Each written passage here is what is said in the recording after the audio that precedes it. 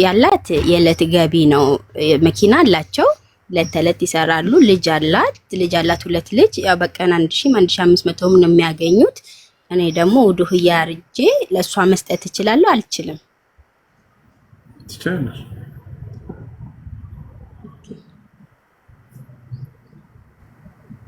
እሺ ጀዛከላህ ሽክራን። ሰላም አለይኩም።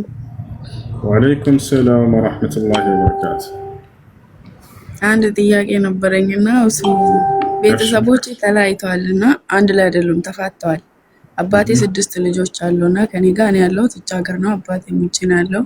እናቴም ውጭ አሁን በቅርብ መጣለች። ሲስተርም ታላቅም ውጭ ነው ያለችው። 4 ልጆች ኢትዮጵያ አሉና ከእናቴ ጋር እኔ አላወራትም ማለቴ አላወራትም። እስከዛሬ አውርቻት አላውቅም። እዚህ ከመጣሁ 9 ወር ሊሆነኝ ነው። እና እናቴ ደግሞ በጣም ብዙ ነገር አድርገዋለች። አባቴን እዛ አንድ ጊዜ ልጆቹንም አልፈልግም ብላ ሁሉንም አልፈልጋችሁም ብላ ሁሉም አባቴ ጋር ነው ያሉት። እና የእናቴ ሀቅ አለብኝ። እንዴት አድርጌ ነው የምወጣው? እሺ በአባትና በእናት መካከል የሆነ ነገር ሊፈጠር ይችላል። የሆነ አንደኛውን ሳይድ ይዛችሁ ወይ ከአባት ወይ ከእናት ጎን ሆናችሁ ሌላኛውን ማኩረፍና ሐቁን መንፈግ አይቻልም፣ አይፈቀድም። ከቻላችሁ ሁለቱንም ለማስማማት መሞከር፣ ካልተቻለ መስማሙ ከሆነ የሁለታቸውም ሐቅ አለባቸው። ያ ሐቅ አይወርድም። ሐቃቸውን እንዴት ነው የምወጣው? እኔ አላወራትም። እናቴ አልፈልጋቸውም። ልጆቹን አጣ ሁሉንም አልፈልግም ብላለች። ትንንሾች ልጆች ወይላትና አውሪያት። እማዬ ለምን እንደዚህ ታደርጊያለሽ ብለሽ ቀስ ብለሽ ንገረት። እኛ እኮ ልጆችሽ ነው። በመካከላቸው አለመግባባት ሊኖር ይችላል። ያ በእናንተ መካከል ይቀራል። ምንም እንኳን መታረቅ ባትችሉ እኛን የእናትነት ሐቅ ልትነፍጊና አይገባም እኮ ብለሽ ቀስ ብለሽ አገኝ ያግባባሽ ንገረት። እሺ የሆነ የሰበራት ነገር ሊኖር ይችላል፣ መናገር ያልፈለገችው ለእናንተ በዛ ምክንያት ሊሆን ይችላል እናንተን ማግለል የፈለገችው። ያን ስብራቷን ከቻላችሁ ቀስ ብላችሁ እንድታውቁና እንድታጽናኗት ማድረግ እንጂ እሷ ራቁን ብላናለችና ብላችሁ ማራቅ ተገቢ አይደለም። እኔ እኮ ችግሩ አሁን እሱ እንትን ነው። አባቴ ደግሞ በጣም ብዙ ነገር ስላደረገችው ከሷ ጋር ካወራችሁ እንደዚህ ምናምን ብሎ ያስፈራራናልና ስንፈራ ነገር አንቺ ከሷ ጋር ማውራትሽን ለሷ አትንገሪው። ደውለሽ እሷን አውሪያት፣ አትናገሩ። ጀዛኩሙላህ ኸይረን። አመሰግናለሁ።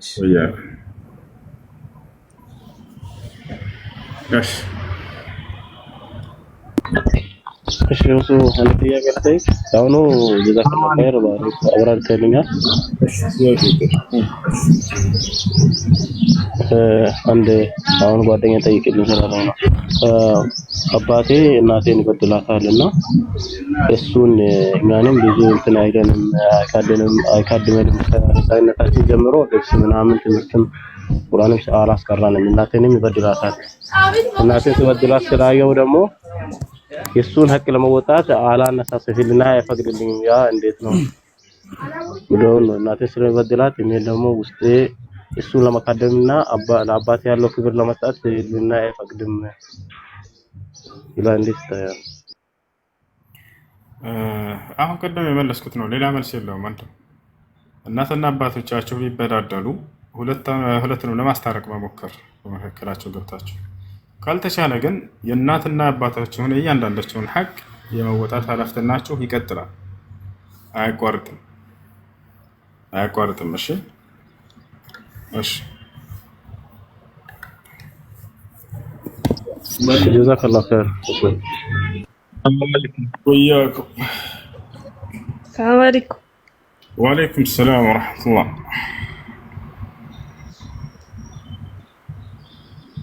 ሰላም ነው? አልሐምዱሊላህ።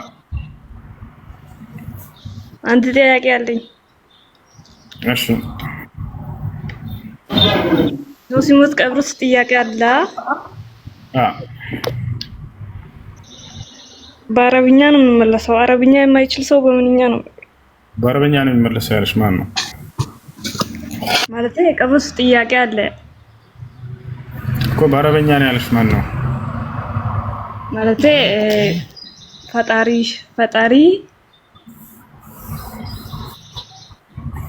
እሺ የቀብር ጥያቄ እንዳለ አምነሽ ሌላውን ለአላህ Subhanahu Wa Ta'ala መተው ነው። በአረብኛ ነው፣ በእንግሊዘኛ፣ በኦሮሞኛ፣ በአማርኛ የሚል አልተነገረም። እሱ አይደለም የሚያሳስበው። የሰው ልጅ ቋንቋ አይደለም የሚያሳስበው። የሚድንበትን መንገድ ስራና እምነት ነው የሚያስፈልገው፣ እምነትና ስራ። በሱ ላይ አላህ ባዘዘች ላይ ጽኚ።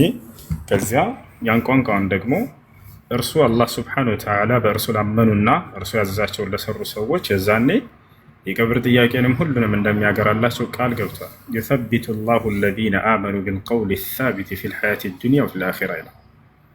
እነዚያን ያመኑትን በጽኑ ቃል አላህ ሱብሓነሁ ወተዓላ ያጸናቸዋል፣ በምድራዊ ህይወትም በቀጣዩም ዓለም እያለ ይናገራል። አንቺ ብቻ በአላህ ሱብሓነሁ ወተዓላ እመኝና እርሱ ያዘዘሽን መልካም ስራ ስሪ። እሺ አመሰግናለሁ። አይ አርሐባ።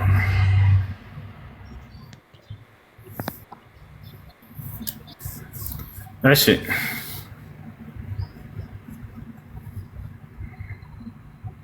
እሺ ሰላም አለይኩም። ወአለይኩም ሰላም። ሰላም ነው። እሺ ቶም አንድ ጥያቄ ነበረኝ። እሱ ቶም ከረ ቶሚ ሰላም ነው፣ እንዴት ነህ? ድምፅህን ከፍ አድርገው፣ ብዙ አይሰማም።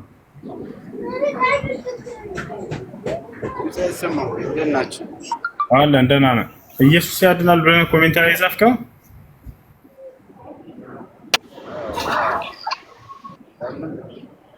ይሰማል? ድምፅህ ይሰማል? ይኸውልህ ጠጋ በለው ስልኩን አንዴ ከይቅርታ ጋር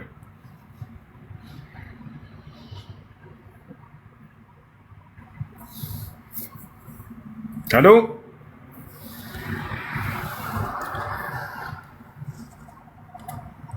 ያ ሰላም ያ ሰላም ያ ሰላም። እሺ ጥያቄ ያለ ቀጥል። በቃ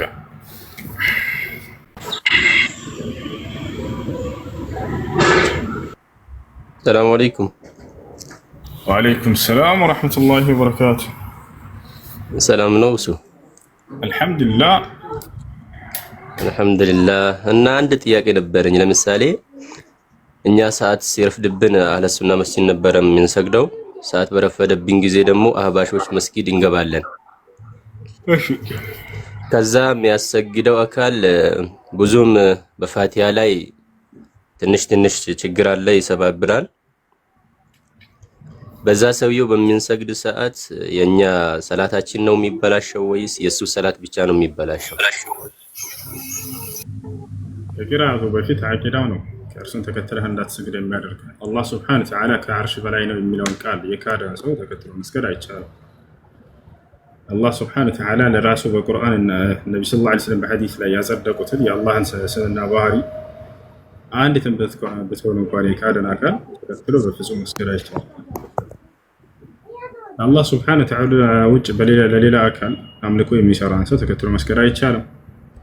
ከልእስቲጋሰቲ ወገይሪሃ ምን አንዋዕ ልዒባዳ እና አይፈቀድም፣ አይቻልም። እሺ ሁለተኛ ደግሞ ከጨረስክ ያው በራሴ ጊዜ ንጽጽርን ለመማር እፈልጋለሁና እናንተ በዚህኛው ቻናል ነው የምታስተምሩት ወይስ በሌላ ቻናል ሰዓት አላችሁ? እኔ ሌላ ቦታ ላይ ማስተምርበት የለም። ሌላ ማስተምርበት ቦታ የለኝም። እዚህ ጋር ነው፣ በዚህ ብቻ ነው የምገባው። እሺ እሺ በቃ ጀዛከላሁ ኸይረን። السلام عليكم ورحمة الله وبركاته. وعليكم السلام ورحمة الله. السلام عليكم وسو. وعليكم السلام.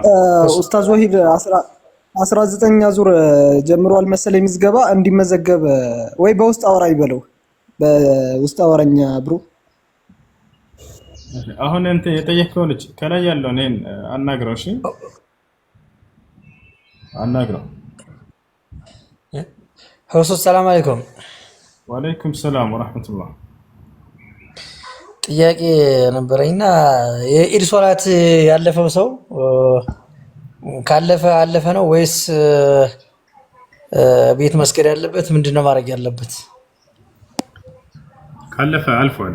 ነገር ግን ያንን ሰውየው ቀዳ ቢያወጣ ነብያችን ሰለላሁ ዐለይሂ ወሰለም ሱና ዒባዳዎች ሲያልፋቸው ቀዳ ያወጣቸው ነበር። መስገድ ይችላል። በቤት ተመልሶ መስገድ ይቻላል። እሺ ጀዛኩሙላህ ወያኩም። እሺ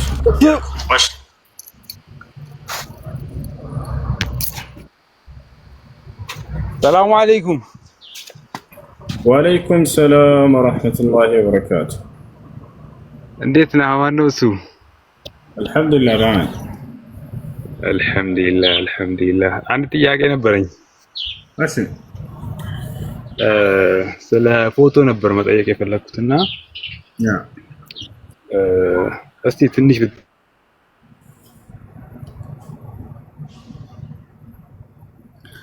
ይሰማል? ተቋርጠሃል ድምጽ።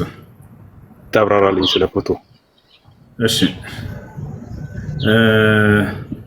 17 ሐዲሶች መጥተዋል ተስዊር የሚከለክሉ፣ ግን የታሰበበት የትኛው ነው በሚለው በዑለሞች መካከል ሁለት ሐሳብ አለ።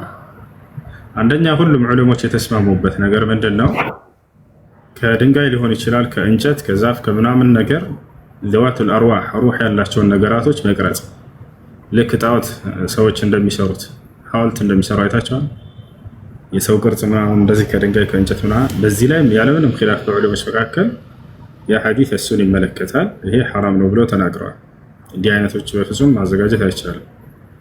ሁለተኛው ምንድነው ደግሞ ረስምም ላይ እንዲሁ ስምምነት አድርገዋል። ረስም ማለት ስዕል መሳል ማለት ነው። በእስክርቢቶ ሊሆን ይችላል፣ በማርከር ሊሆን ይችላል፣ በእርሳስ ሊሆን ይችላል። በምንም አይነት ነገር የሚስሉ ሰዎች አይታቸዋል።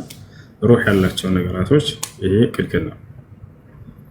በዚህኛው በተመለከተ በፎቶግራፍ በሚለው ፊ ኺላፍ በይነ አህል ልዕልም الشيخ ابن عثيمين الشيخ صالح الوحيدان ይህ ከዚያ ይካተትም የሚል አቋም ነው ያላቸው። ሌሎች ደግሞ አይ ይካተታል የሚል አቋም አላቸው።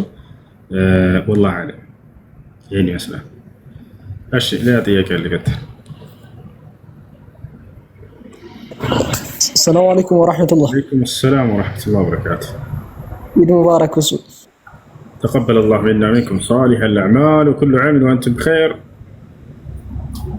የሆነ ልጅ ጠይቅልኝ ብሎኛው እንትን ፕሌይስቴሽን ቤት መክፈት እንዴት ይቻላል በሸሪዓ? ምን አልከኝ? ፕሌይስቴሽን ቤት መክፈት ይቻላል? ፕሌይስቴሽን በውስጡ ላይ የሚደረጉ ጨዋታዎች ምን እንደሆኑ والله አለ። እኔ ተጫዋች አላውቅም። ኳስ ነው አይደለ? አዎ ኳስ ነው። ኳስ የሚጫወቱ አካሎችን ማየት፣ ኳስ ስለማየት መጀመሪያው ምንድነው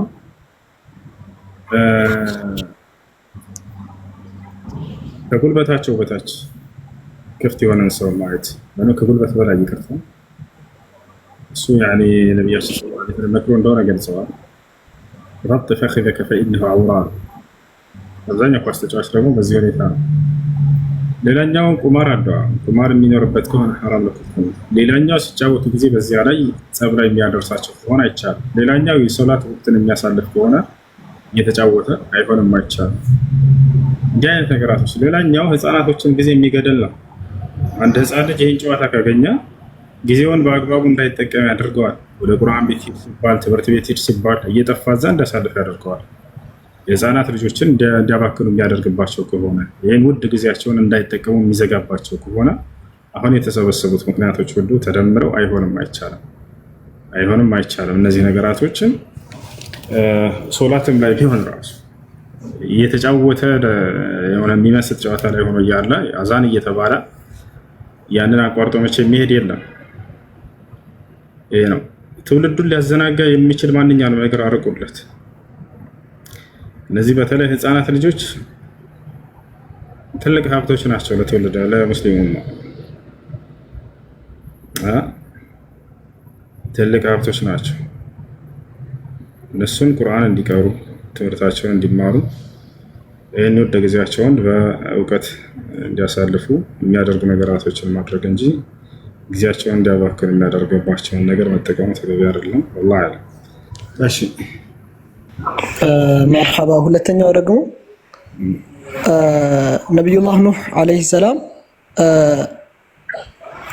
እንትን አላህ በህዝቦችን ሊቀጣቸው ሲል መጀመሪያ ወደ 50 ዓመት አካባቢ ሰዎች እንዳይወልዱ ልጆች አብረው እንዳይጠፉ አድርጓልና በባይብል ደግሞ በጣም ብዙ መግደል፣ መጨፍጨፍ ህፃናቶችን፣ እንስሳት ሁሉ ሳይቀር ስለ መግደል ያወራልና በዚህ ዙሪያ ላይ እስኪ ትንሽ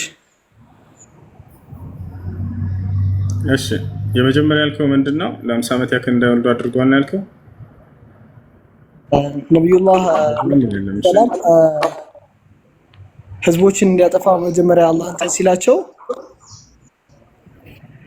ለ50 ዓመት ያክል እኮ ሰዎችን ልጆች አብረው እንዳይጠፉ ያንን እዝነት በማድረግ አላህ ሰዎች እንዳይወልዱ አድርጓል አይደል? እንደዛ የሚል የለም ወንድ በቁርአን በሐዲስ ማለት። እሺ ቀጣዩ ምንድነው? ማለት ደግሞ በዚህኛው በባይብል ላይ ደግሞ ብዙ ክርስቲያኖች ብዙ ቦታዎች ላይ ስለ ግድያ ያወራልና እዚህ ላይ የአላህ እዝነትን አያሳይም በደንብ እና በዚህ ስለ ግድያ ትንሽ እንድትለም። አዎ በመጽሐፍ ቅዱስ ላይ ያለው ምንድነው? አምላክ ህፃናት ልጆችን ግደሉ እያለ ህግ ሲያወጣ እናያለን። ለየት የሚያደርገው ነገር አንደኛው በጣም ብዙ ነገር አለ። አንደኛው እሱ ነው። በቁርአን ሆነ በሐዲስ ላይ ህፃናቶችን ግደሉ የሚል አታገኝም። ህግ እንደዚህ አውጥቶ አምላክ አላህ Subhanahu Wa Ta'ala ለምሳሌ አንደኛ ሳሙኤል ምዕራፍ 5 ቁጥር 3 ምዕራፍ 15 ቁጥር 3 ላይ ምን ይላል? ሴቶችን ግደሉ፣ ሽማግሌን ግደሉ፣ በዘማን ነው ህፃናትን ግደሉ ይላል። ሕዝቅኤል 9:6 ላይ ሽማግሌውን ግደሉ፣ ሴቶችን ግደሉ፣ ህፃናትን ግደሉ ይላል። እንዳውም በእስልምና ያለው ነብያችን ሰለላሁ ዐለይሂ ወሰለም ቃል በቃል ህፃናትን አትግደሉ፣ ሴትን አትግደሉ፣ ሽማግሌን አትግደሉ የሚል ነው። እና ሌላም ቦታ በጣም በርካታ ቦታዎች አሉ ህፃናቶችን ሴቶችን ግደሏቸው የሚሉበት። ይሄ ነው። ይህ ሁሉ አይሁዶች ራሳቸው የጻፉት ነገር እንጂ አምላክ በፍጹም በነቢያት በኩል ህፃናትን ግደሉ የሚል ህግን አላወረደም። ለዚህ ነው የሰዎች እጅ ተጨምሮበታል የምንለው። አምላክ ንጹሃንን ግደሉ የሚል ህግ በፍጹም አያወጣም። እሺ ጥያቄ ያለ ይቀጥል። እኔ ያለኝ ሆስፒታል ሰላም አለይኩም። ወአለይኩም ሰላም። ኢድ ሙባረክ ብያለሁ። እንኳን አደረሰ ወንድሜ። እሺ ሁሱ የወንድ ልጅን ጸጉር ማንኛውም ሰው መላጨት ይችላል ወይ? አዎ ይችላል። ሲቀጥል ሳይገርም ተፋቀን ካለፈው በማንኛውም ጊዜ መገረዝ ይችላል ወይ? አዎ ይችላል። እሺ ወንድም ጥያቄ ምንድን ነው? ኢድ ጁማ ቀን ከተሰገደ ጁማ የመስገድ ግዴታ ያለበትም የሚል ነገር ሰምቼ ነበር። እውነት ነው። የዒድ ቀን ለምሳሌ ጁማ ነበር አይደለ? ስለዚህ ጠዋት ላይ የዒድ ሶላትን ከሙስሊሞች ጋር ሄዶ ተቀላቅሎ ከሰገደ አንድ ሰው በጀማዓ ከኢማሙ ጋር ጁማ ሄዶ ሶላትን ጀማዓን መስገድ አይጠበቅበትም። ቤቱ መስገድ ይችላል፣ ወይም መስጂድ ሊሄድ ይችላል። 4 ረክዓ ይሰግዳል ከኢማሙ ተንብዮ። ምናልባት ሄዶ ከሆነ 4 ረክዓ ይሰግዳል። ዙሁርን መስገድ አለበት ባጭሩ። ሁለቱንም ቢሰግድስ ችግር አለው ወይ? ችግር የለውም፣ ምርጫ ነው። እሺ እሱ እኔ ደግሞ የተረዳሁት እንደዛ አልነበረም። ታውቃለህ፣ ትናንትና ሳልሰግድ ነው አልኩት። ጭራሽ ሙሉ ሶላት ወላሂ። አሁን ከገስት ላይ ወርደህ ውዱ አድርገህ ፊር ስገድ ገባ፣ ችግር የለውም። አሁን ቢሰግድ ትላንት ያለፈኝን ዙሁር ገባ ብለህ በልብህ አስበህ መስገድ። አይዋ ሹክራን ሀቢቢ ሹክራን። ሰላም አለይኩም ሁሴን። አለይኩም ሰላም። ሁሱኔ ጥያቄ አባት ያለ ይዘንለት ምንም አይሰግድም እና ብዙ ለፍተናል፣ ደክመናል፣ ምንም ሊሰግድ አልቻለም እና እኔም ይሄን ሳላቅ ነው ንካ አድርጌ አግብቼ 2 ልጆች ወልጃለሁ። ማለት የማይሰግድ አባት የሚሆን ንካ እንደማይደረግ ሐዲስ ሰምቻለሁ፣ ግን ሳላቅ ነው። አሁን አውቄ ምንድነው ማድረግ ያለብኝ? ኒካሁን ማደስ ሶላት በሚሰግድ ቤተሰብ አያትሽ ካለ የአባትሽ አባት ወይንም ወንድም ወይንም አጎት ካለ እነሱ የሚሰግዱ ከሆነ ኒካሁን ያድስልሽ። እሺ እህቴን ንካ ማድረግ ፈልጋ አሁን ስገድ አባቴ አንተ ካልሰገድክ የኔ ንካ ማሰር አትችልም፣ የእህቴንም ንካ ትክክል አይደለም እና ስገድ ስትለው አይ እኔ እየሰገድኩ ነው ይላታል፣ ባምላሱ ማለት ነው። ከእናቴ ጋር ስለተለያዩ ሌላ ቤት ነው፣ ከኛ ጋር አይገናኝም። እኛም ስደት ነው ያለነው እና እሰግዳለሁ ሲላት እሺ በቃ ንካ አድርግልኝ እናቴ ቤት ሂድ አለችው። ከዛ ለእናቴ ደግሞ ስትነግራት ይምጣ ግን ከሱ ጋር ምንም ንግግር የለኝም ለካስሮ መውጣት ይችላል አለች። ከዛ እናቴ ደግሞ ስትነግራት ይምጣ ግን ከሱ ጋር ምንም ንግግር የለኝም ለካስሮ ለዛም ቆሻሻ ጨርቅ ለውላ አድርጋችኋል።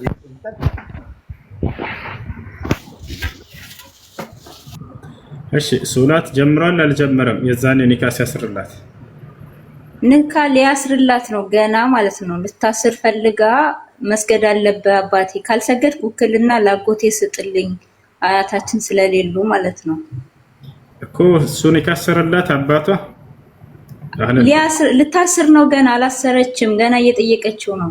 እሺ ሶላት የማይሰግድ ከሆነ ኒካ ማሰር አይችልም።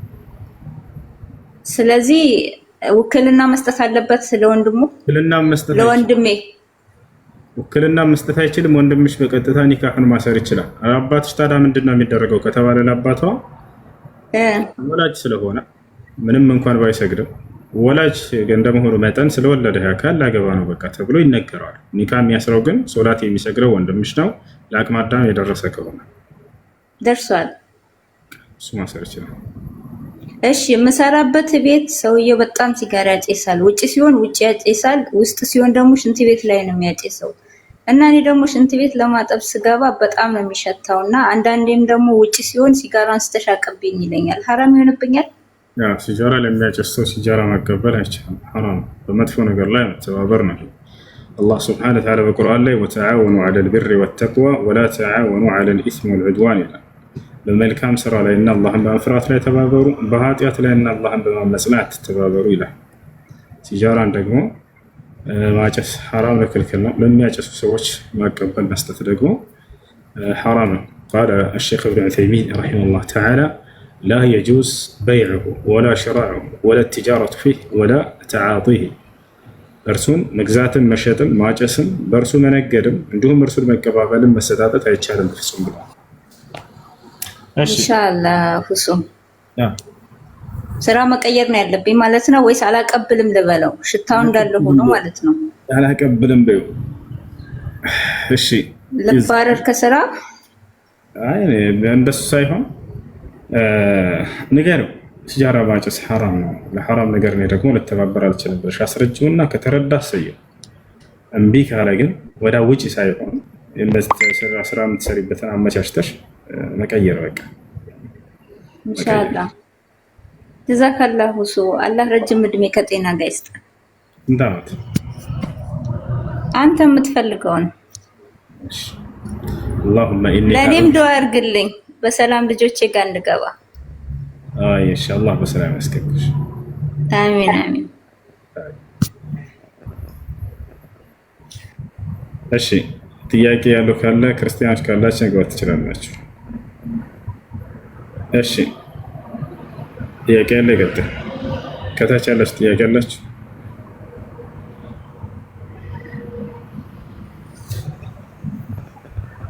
እሺ ክርስቲያን ባይሆኑ በተራ አስገባቸው በቃ። ጸጋው ይበዛልክ። አህለን ሰላም አለይኩም። ወአለይኩም ሰላም ወራህመቱላሂ ወበረካቱሁ። በጸጋው የሚመላለስ ኢድ ሙባረክ። እንዴት ነህ? ተቀበለላሁ ሚና ወሚንኩም ሷሊሐል አዕማል። ነጭ በነጭ ለብሰህ በብርሃን ላይ ስትረማመድ አየሁ። ውሸት ነው? ይሄን ህልም ሳላህ ነው መፍታት ያለበት። ሳላህ አይፈስሩ። ሰላም አለይኩም ሁሱ፣ እንዴት ነህ? እንኳን አልሐምዱሊላህ። ኢድ ሙባረክ። እንግዲህ አላልከኝም? አሚን ወሚንኩም ሷሊሐል አዕማል። አንተ አላልከንም ምንድነው? ያው ጃ ቀደም። አሚን አሚን። ጃ እንዴት ነህ? ትልቁ አካውንት ተዘጋብኝ እኮ አሁን። አላሁ አክበር። ላይቭ ነበርኩኝና ይሄው ትንሹ አካውንት ወላሂ በቃ ልጆች እስኪ ስንት ነው ያለህ? ሁላችሁም እዚህ 1300 ሰው አላችሁ።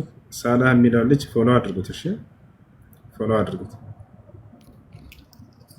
71 እና ላሚሻ ጥያቄ ካላችሁ ጠይቁ። ፎሎ አድርጉ። ትንሹ አካውንት ነው። አሩ ነው ብሎ ሰላም አለይኩም ወአለይኩም ሰላም ወራህመቱላሂ ወበረካቱ። ሰላም ነው አልሐምዱሊላህ። ይቅርታ ትላንት እኔ አልሰገድኩም እና ማለት ነው እና አሁን መስገድ እችላለሁ ስለማላቅ ነው። እሺ እኔ ሱቢ ብቻ ነው የሰገድኩና ጁማ ብቻ ነው እና ለዛ ነው። ምንድነው ያለፈ? የዒድ ሶላት ነው ያለፈ ወይስ ጁምዓ ሶላት? አዎ የዒድ ሰላት ነው። እሺ ነብያችን ሰለላሁ ዐለይሂ ወሰለም ሱና ዒባዳ በሚያልፋቸው ጊዜ ያን ቀዳ ያወጡት ነበር። በዑለሞች መካከል ምንም ኺላፍ ቢኖረው ግዴታ ነው በሁሉም ላይ ወይስ አይደለም በሚለው የዒድ ሶላትን ያለፋቸውን ቀዳ ያወጡ ነበርና ሱና ዒባዳዎች አንተም ዛሬ ላይ ያንን ሱና ዒባዳ ማውጣት ትችላለህ። ማሰጋገድ ታውቀዋለህ ወይስ ልንገርህ? አላቅም። ሰለምቲኒ የዒድ ሶላትን እንደምትሰግድ ታስባለህ፣ ትነይታለህ። ንያ መገኛ ቦታው ልብ ላይ ነው። النية محلها القلب والتلفظ بالنية بدعة እና የዒድ ሶላት እንደምትሰግድ በልብህ ካሰብክ በኋላ ተክቢረቱል ኢሕራም ትላለህ፣ አላሁ አክበር ትላለህ። ከዚያ በተከታታይ 6 ጊዜ አላሁ አክበር አላሁ አክበር አላሁ አክበር አላሁ አክበር አላሁ አክበር አላሁ አክበር ትላለህ። ከዚያ ሱረቱል ፋቲሃን ትቀራለህ። ከዚያ እሱ እንደጨረስክ ደግሞ ሰቢሕ እስመ ረቢከል አዕላ ብትቀራ መልካም። ካልቻልክ ደግሞ ችግር የለውም፣ ደስ ያለህን የምታውቀውን ሱራ መቅራት ትችላለህ። ከዚያ ሩኩዕ ትወርዳለህ። ከዚያ ሰሚዐ አላሁ ሊመን ሐሚዳ፣ ከዚያ ወደ ስጁድ፣ ከዚያ አልጀልሳ በይነ ሰጅደተይን፣ ከዚያ ሁለተኛ ረክዓ ልክ ስትነሳ አላሁ አክበር ትልና አሁን ደግሞ በተከታታይ 5 ጊዜ አላሁ አክበር አላሁ አክበር አላሁ አክበር አላሁ አክበር አላሁ አክበር ትላለህ። ከዚያ እሱ እንደጨረስክ ፋቲሃን ትቀራለህ። ከዚያ ከቻልክ ሀል አታከ ሐዲሱል ጋሺያን መቅራት፣ ያን ካልቻልክ ደግሞ የምታውቀውን ሱራ መቅራት ትችላለህ። ይሄ ነው በቃ ይሄ ብቻ ነው። እሺ በቃ አመሰግናለሁ። ከቻልክ ኹጥባ አድርገሽ ሰላም አለይኩም ወአለይኩም ሰላም። በቃ ይሄ ነው። እሺ እንደሱ አድርገህ እስከ እንኳን አደረሳችሁ ብያለሁኝ። ጥያቄ ነበረኝ። እሺ ጥያቄው ምንድን ነው? ጥያቄው ሚስት ነበረችኝ ዳና። እሺ በሆነ አጋጣሚ ላይ ግጭት ነበረ ማለት ነው። እሺ አጣልተን ነበረ። ኒካውን አወረድኩት። እሺ ኒካውን አውርጄው 3 ወር አልሞላው። ልጅቱ ግን 3ቴ ያኔ አይደይታለች።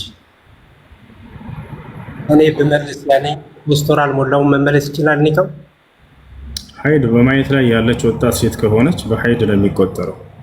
ሀይድ ማየት ያቋረጠች ትልቅ ሴት ብትሆን ኖሮ ግን በወራት ነበር የሚቆጠረው። ማስረጃ የቁል አላሁ ስብሓነሁ ወተዓላ ፊ ሱረት አልበቀራ ወልሙጠለቃቱ የተረበስነ ቢአንፉሲሂነ 3 ቁሩእ። ሀይድ በማየት ላይ ያሉ ሴቶችን አስመልክቶ ሲናገር ምን አለ? የተፈቱ ሴቶች በራሳቸው ላይ 3 ሀይድን እስኪያዩ ድረስ ይቆጥራሉ፣ የዒዳ ጊዜ ይቆጥራሉ አለ። ነገር ግን ትልቅ ሴት ከሆነች ሀይድ ያቋረጠች ትልቅ ሴት ከሆነች በወራት ነው የምትቆጥረው። የቁል አላሁ ስብሓነሁ ወተዓላ ፊ ሱረት ጠላቅ ወላኢ የኢስነ ሚነል መሒድ ሚን ኒሳኢኩም ኢን ኢርተብቱም ፈዒደቱሁነ 3 አሽሁሪን ወላኢ ለም የሒድ። እነዚያ ከእናንተ ሀይድ ማየትን ተስፋ የቆረጡ ሴቶች በራሳቸው ላይ 3 ወርን ይቆጥራሉ አለ። ስለዚህ ከፈታሃት በኋላ ጀምሮ ያየችው ሀይድ ከዛ በኋላ ነው አንድ ብሎ የሚጀምረው። ልክ የመጀመሪያ ስታይ ጊዜ 1 ይላል 2 3ንም ሀይድ አይታ ጨርሳ ከሆነ እዛኔ 3ቱም ሀይድ ካለቀ ኒካሁ አልቋል። ማሰላም መመለስ ትችላለህ አትችልም? ከዚያ በኋላ ወደሚለው ደግሞ እንሄድበት። 3ቱንም ሀይድ ጨርሳለች አልጨረስም? ማነው 3ቱንም ኒካ ጨርሳል አልጨረስክም? ይሄ መጨረሻ ነው ወይስ የመጀመሪያ ነው? እና የመጀመሪያ ነው። የመጀመሪያ ፍቺ ከሆነ 2 ኒካ አላችሁ። አሁን ግን ከ3 ሀይድ በኋላ የእርሷ ፍቃድ ነው የሚፈለገው። እስከ 3 ሀይድ እስክታይ ድረስ የባል ፈቃድ ነበረ። ከዚያ በኋላ ደግሞ የሚስት ፈቃድ ነው። እስከ 3 ሀይድ ድረስ ባለው ጊዜ ረጃዕት ወይም መልሻለሁ ቢል ኒካሁ ይመለስ ነበር። ከዚያ በኋላ ግን የእርሷ ፈቃድ ነው የሚታየው። ፈቃደኛ ከሆነች እንዴት ነው ታዲያ የሚመለሰው ወደሚለው ስንመጣ እንደ አዲስ ኒካ በማሰር ነው እንጂ ረጃዕቱ በሚለው ቃል አይመለስም። ረጃዕቱ የሚለው መቼ ነበር? 3 ሀይድ እስክታይ ድረስ ባለው ጊዜ መመለስ ቢፈልግ ኖሮ። ከዚያ በኋላ ግን እንደ አዲስ ነው ኒካ የሚታሰረው። እንደ አዲስ ኒካ ሲታሰር 3ቱም ኒካ ይታደሳል ማለት ነው አይደለም። አንዱ የወደቀው እንደወደቀ ነው። 2 ኒካ አላቸው፣ በዛ ይኖራሉ። ያ እና እንደምንም ብለህ እሺ እንድትል ለምናት።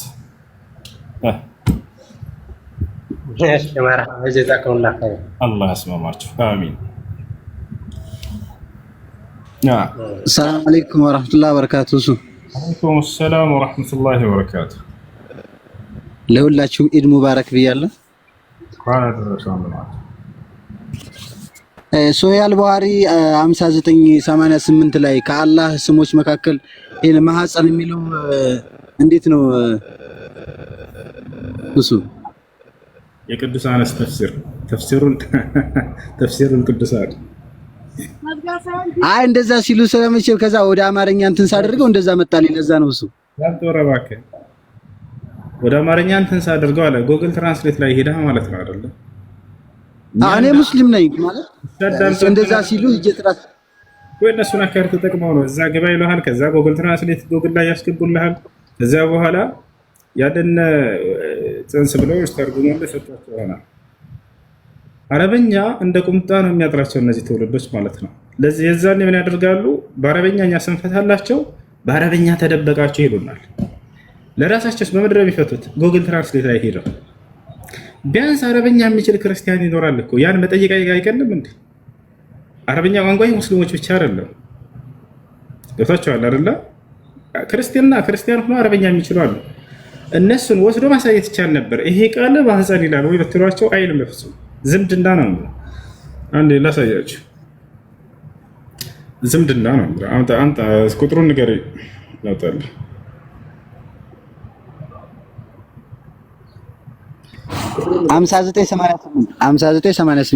5988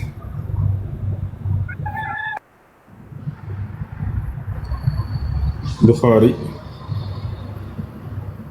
5988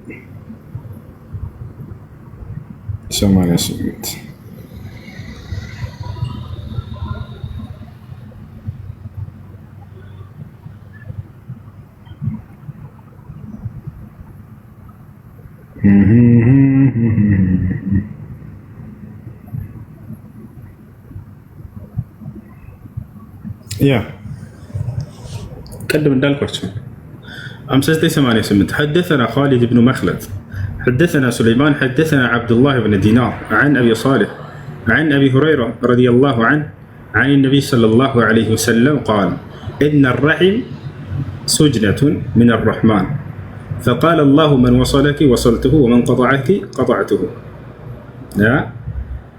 إن الرحم إهن رحم يميله زمدنا مالتنا إن الرحم إلى زمدنا إلى إهن وده جوجل ترانسليت ሲያደርጉላቸው ማህፀን ብለው አስቀምጦላቸዋል። ከዛ ምን ይላሉ? ለምን ትልቅ አስተማሪዎቻቸው ናቸው ይሄን የሚያደርጉት። አላህ ማህፀን አለ ብለው ይተርጉላቸዋል። ረሂም ማለት ዝምድና ማለት ነው። አላህ ስብሐነሁ ወተዓላ በርካታ ቦታ ላይ ይጠቅሰዋል። ሐዲስ ላይ ነብያችን ሰለላሁ ዐለይሂ ወሰለም ይጠቅሱታል። إن الرحم معلقة تحت العرش فقال الله سبحانه وتعالى لها من وصلك وصلته ومن قطعك قطعته. እንደዚህ ብለው ተናግረዋል። አላህ በቁርአን ላይ ወተቁላህ الذي تساءلون به والأرحام ይላል። አርሐም ማለት ዝምድና ማለት ነው። فهل عسيتم إن توليتم أن تفسدوا في الأرض وتقطعوا أرحامكم ዝምድና ማለት ነው። ስለ ዝምድና እየተናገረ እንጂ እዚህ ቦታ ላይ ሌላ አይደለም። ከታች ያለው ሐዲስ ላይ الرحم شجنة فمن وصلها وصلته ومن قطعها قطعته ይላል። ዝምድናን የቀጠላትን ቀጠልኩት የቆረጣትንም ቆረጥኩት ይላል። ወጣች አላል ስለ ዝምድናን መቀጠል እያወራ ነው። እሺ መርሃባ ጀዛኩሙላህ ኸይረን ጀዛ ውስጥ እሱ እንዲህ እያደረጉ ነው ይፈቱላችሁ። ለዚህ ነው ጉግል ትራንስሌት እነዚህ ሰዎች ትውልዳቸውን ያልታል። እሺ ጥያቄ ነው። ጀዛኩሙላህ ኸይረን ጀዛ። ሰላም አለይኩም ሁሴን። ወአለይኩም ሰላም ወራህመቱላሂ ወበረካቱ። አሪፍ ጉዳይ። ሰላም እንዴት ነው የምትነሳ? አሪፍ ጉዳይ ኡስታዝ አንድ ጥያቄ ነበር። ሁሱ እንዴት ነህ? ደህና ነህ? አማን ነው? ለክርስቲያኖች አንድ ቅድሚያ ነው። እግዚአብሔር ይመስገን አለሁኝ ደህና ነኝ። ጥያቄ ነበረኝ።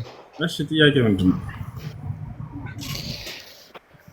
ትናንትና በዓል ነበረ፣ በዓል አክብራችኋል እና የበዓሉ ዓላማ የተከበረበት ዓላማውን ነው የምፈልገው። ፐርፐሱ ማለት እንደዚህ አይነት በቁርአን ላይ እንትኖች ሲከሰቱ እንደዚህ ስቶሪዎች ምናምን ሲመጡ የራሳቸው ዓላማ የራሳቸው ትርጉም አላቸው አይደለ? የበዓሉ የተከበረበት ዓላማው ወይም ደግሞ ኢስማኤል ነው እናንተ የምትሉት፣ እኛ ይስሐቅ ነው የምንለው። ኢስማኤል እዛ ተራራ ላይ ሊሰዋ የሄደበት ምክንያት ያ ታሪክ ክሬት የተደረገበት ፈጣሪ ያንን ነገር እንዲፈጠር ያደረገበት ምክንያት ምንድን ነው? ከዛ ሌሎች ጥያቄዎችን ጠይቃለሁ። ከዛ በኋላ የበዓሉ ዓላማ እሱ አይደለም። በዓልና እርድ አሉ። በበዓሉ ላይ የሚካሄደው ስለ እርዱ ነው። እሺ እንደ ሁለቱን ለያቸው። የበዓሉ ዓላማ ምንድነው ከተባለ በእስልምና ሁለት ክብረ በዓላቶች አሉ በአመት ዒድ አልፍጥር እና ዒድ አልአድሃ ይባላሉ። ያ ዒድ አልፍጥር የሚባለው ለምሳሌ ረመዳንን ሙስሊሞች ጾመው እንደጨረሱ የሚያከብሩት ክብረ በዓል ነው። የበዓሉ ዓላማ ምንድነው ከተባለ ከእስልምና መሰረቶች ሁለቱን ታላላቅ መሰረቶች በሰላም ስላጠናቀቅን ደስታችንን ለመግለጽ የምናከብረው ክብረ በዓል ነው። የእስልምና መሰረት የመጀመሪያው የረመዳን ወር ነው። እሱን ጾመን እንደጨረስን ደስታችንን ለመግለጽ አላህ ሱብሓነሁ ወተዓላ አመታዊ ክብረ በዓል ደነገገልን። የትላንትናው ደግሞ ሐጅ ሰሞኑን እየሰሩ እንደሆነ መቼም ክርስቲያን ሰዎች ሳትሰሙ አትቀሩ። ይሄ ሐጅ የሚባለው አምስተኛው የእስልምና መሰረት ነው። ይሄን በሰላም ስላጠናቀቁ ሙስሊሞች ደስታቸውን ለመግለጽ የተደነገገ አመታዊ ክብረ በዓል ነው። ስለዚህ ከሁለቱ ታላላቅ የእስልምና መሰረቶች የሆኑ ከጾምና ከሐጅ በኋላ ሙስሊሞች ይህን በሰላም ማጠናቀቃቸውን ደስታቸውን ለመግለጽ ለአላህ ሱብሓነሁ ወተዓላ ምስጋናቸውን ለመግለጽ የሚያከብሩት ክብረ በዓል እንጂ ከሌላ ጋር የሚያዝ አይደለም። ነገር ግን ሌላው ነገር ምንድን ነው? በዚህ በትናንትናው ክብረ በዓል ላይ እርድ ተካሂዷል፣ መስዋዕት ተካሂዷል። ገብታችኋል አይደል?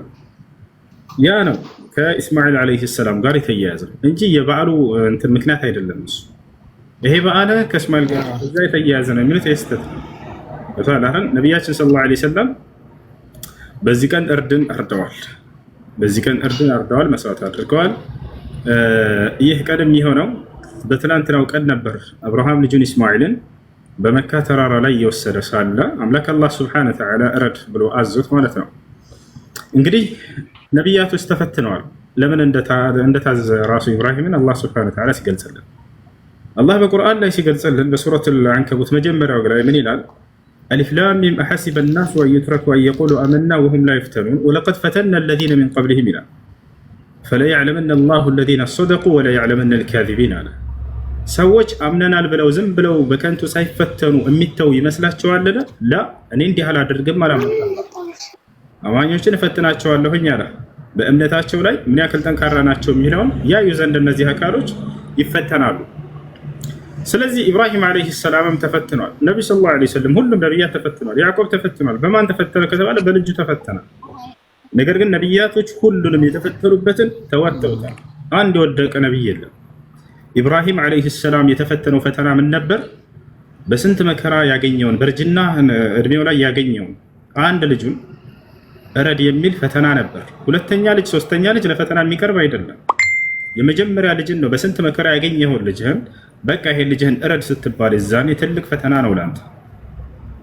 ወዲያው ኢብራሂም ዓለይሂ ሰላም ልጅህን እረድ ተባለ። ፈለማ በለገ መዐሁ ሰዕየ ቃለ ያ ቡነየ ኢኒ አራ ፊል መናሚ አኒ አዝበሑክ ፈንዙር ማዛ ተራ ቃለ ያ አበቲ ፍዐል ማ ቱእመር ستجدني إن شاء الله من الصابرين فلما أسلما وتله للجبين وناديناه أن يا إبراهيم قد صدقت الرؤيا إنا كذلك نجزي المحسنين إن هذا لهو البلاء المبين يهكل سيكون كبار فتنا نبره بأبراهام لا يلنا الله وفديناه بذبح عظيم وتركنا عليه في الآخرين سلام على إبراهيم كذلك نجزي المحسنين إنه من عبادنا المؤمنين وبشرناه بإسحاق نبيا من الصالحين وباركنا عليه وعلى إسحاق من ذريتهما محسن وظالم لنفسه مبين. إبراهيم عليه السلام كليلة عند ليلة لا يهلم يعني يا نبيات هلم دقمو كسيطان سايهون كأملاكنا قلت أتا ملكوتنا أملاك لنبيات إزاز ماسترالف سيفلق يميتاكمبت من قد عندنا وهلم نبر ሰይጣን ለነብያት በፍጹም አይገለጥም በህልማቸው። የዛኔ ኢብራሂም ዓለይሂ ሰላም ምን አየ በህልሙ?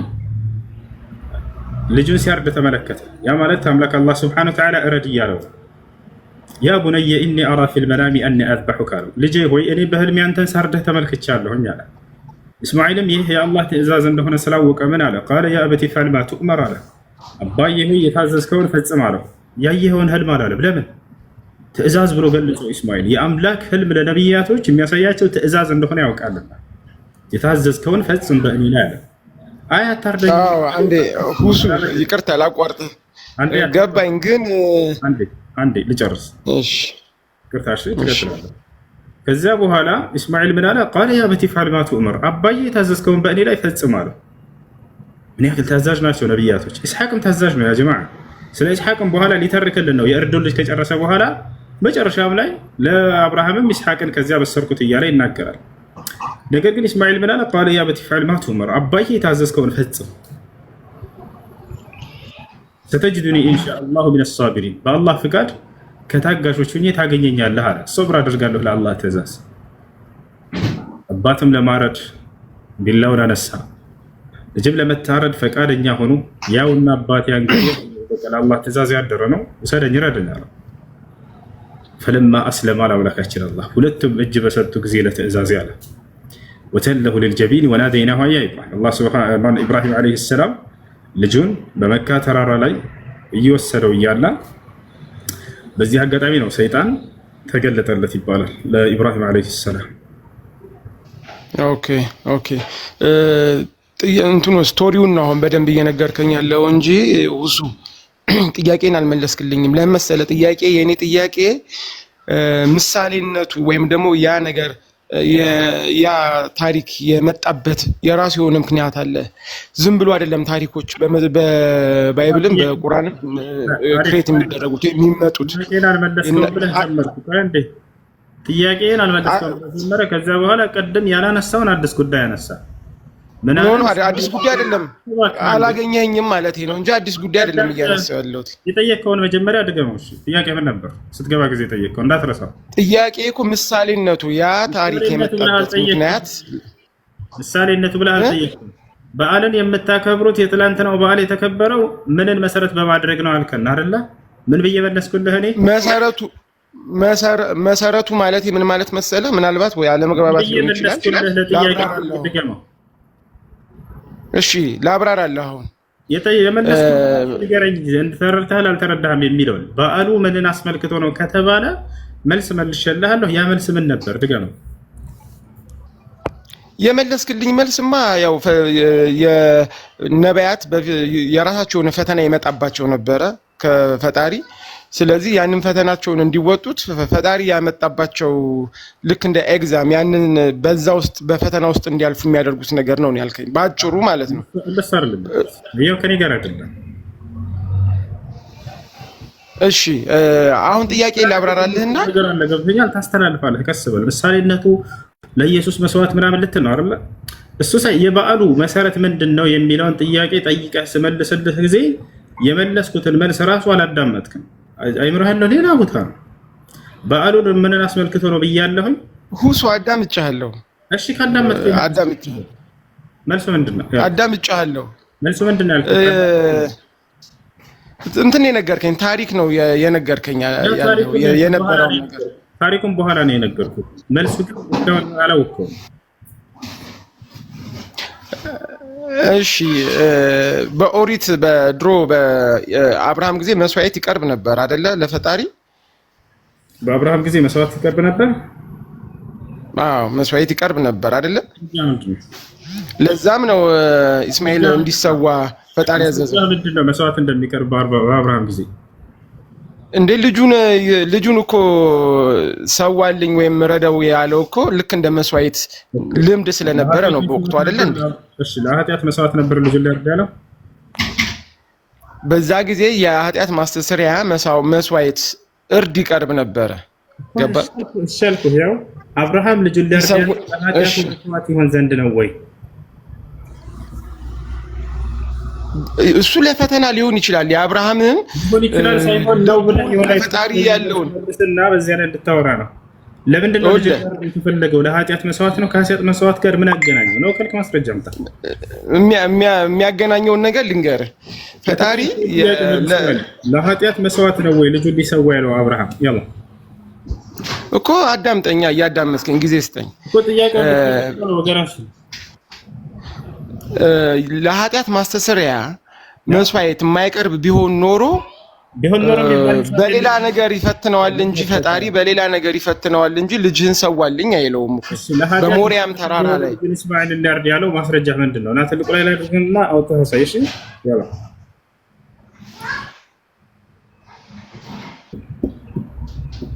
ይኸውልህ እኔ መምህር አይደለሁኝም እኮ ሁሱ ጀስት ያለኝን ነገር ሼር ለማድረግ ወይም ደግሞ ጥያቄዎች እንድትመልስልኝ ነው እዚህ ጋር የመጣሁትኝ እኮ እንደሱ አሁን ጥያቄ ሽፍት አታርግብኝ እኔ ምሳሌነቱን ጠይቄ ምሳሌነቱ በአዲስ ኪዳን ላይ ፍጻሜ ማግኘቱን ነው አሁን እዚህ ጋር እየተረዳሁኝ ያለሁትኝ እና የምታከብሩን የበዓል ዓላማ ታውቁታላችሁ ወይ ነው ወናገርና መስበክ የፈለገው የኢየሱስ እርደትና ስቅለት ከዚያ ጋር አያይዞ ሊወጣ ነው ከዚህ አትወጣው እንደዛ አድርገ ምንም አይገናኝምና ለኃጢአት መስዋዕት እንደሆነ አብርሃም ልጁን ሊያርድ ያለው ማስረጃ አውጣ የዛኔ ከኢየሱስ ክርስቶስ ጋር ማገናኘት ትችላለህ ያው ይኸውልህ አብርሃም በወቅቱ ሲታዘዝ ልጁን ለኃጢአት ማስተሰሪያ ላይሆን ይችላል እረድ የተባለው ግን ልምዱ እንደነበረ ግን ትእዛዙ ይጠቁማል ገብቷል እምልህ ለምሳሌ ከዛ በፊት ለኃጢአት ማስተሰሪያ እርድ ባይኖር ኖሮ እረድ አይባልም ዝም ብሎ ከመሬት ተነስቶ እረድልኝ አይባልም ህግና ስርዓት ላይ የአምላክ ህግና ስርዓት በማስረጃ እንጂ በመላምት አይደለም እንዲህ ሊሆን ይችላል እንዲህ ላይሆን አይችልም ተብሎ አይደለም እሺ ለኃጢአት ስርየት ነው ካልከ አብርሃም ልጁን እስማኤል ሊያርድ ያለው ማለት እሺ መረጃ እኔ ይኸውልህ መረጃ እኔ አምጥቼ አሁን መልሼ እገባለሁኝ ካስገባህ ማለት ነው ይዘህናሽ ችግር የለም አብሽር ደስ ባለ ጊዜ እሺ አመጣለሁ ሚኒት በቃ መጣሁ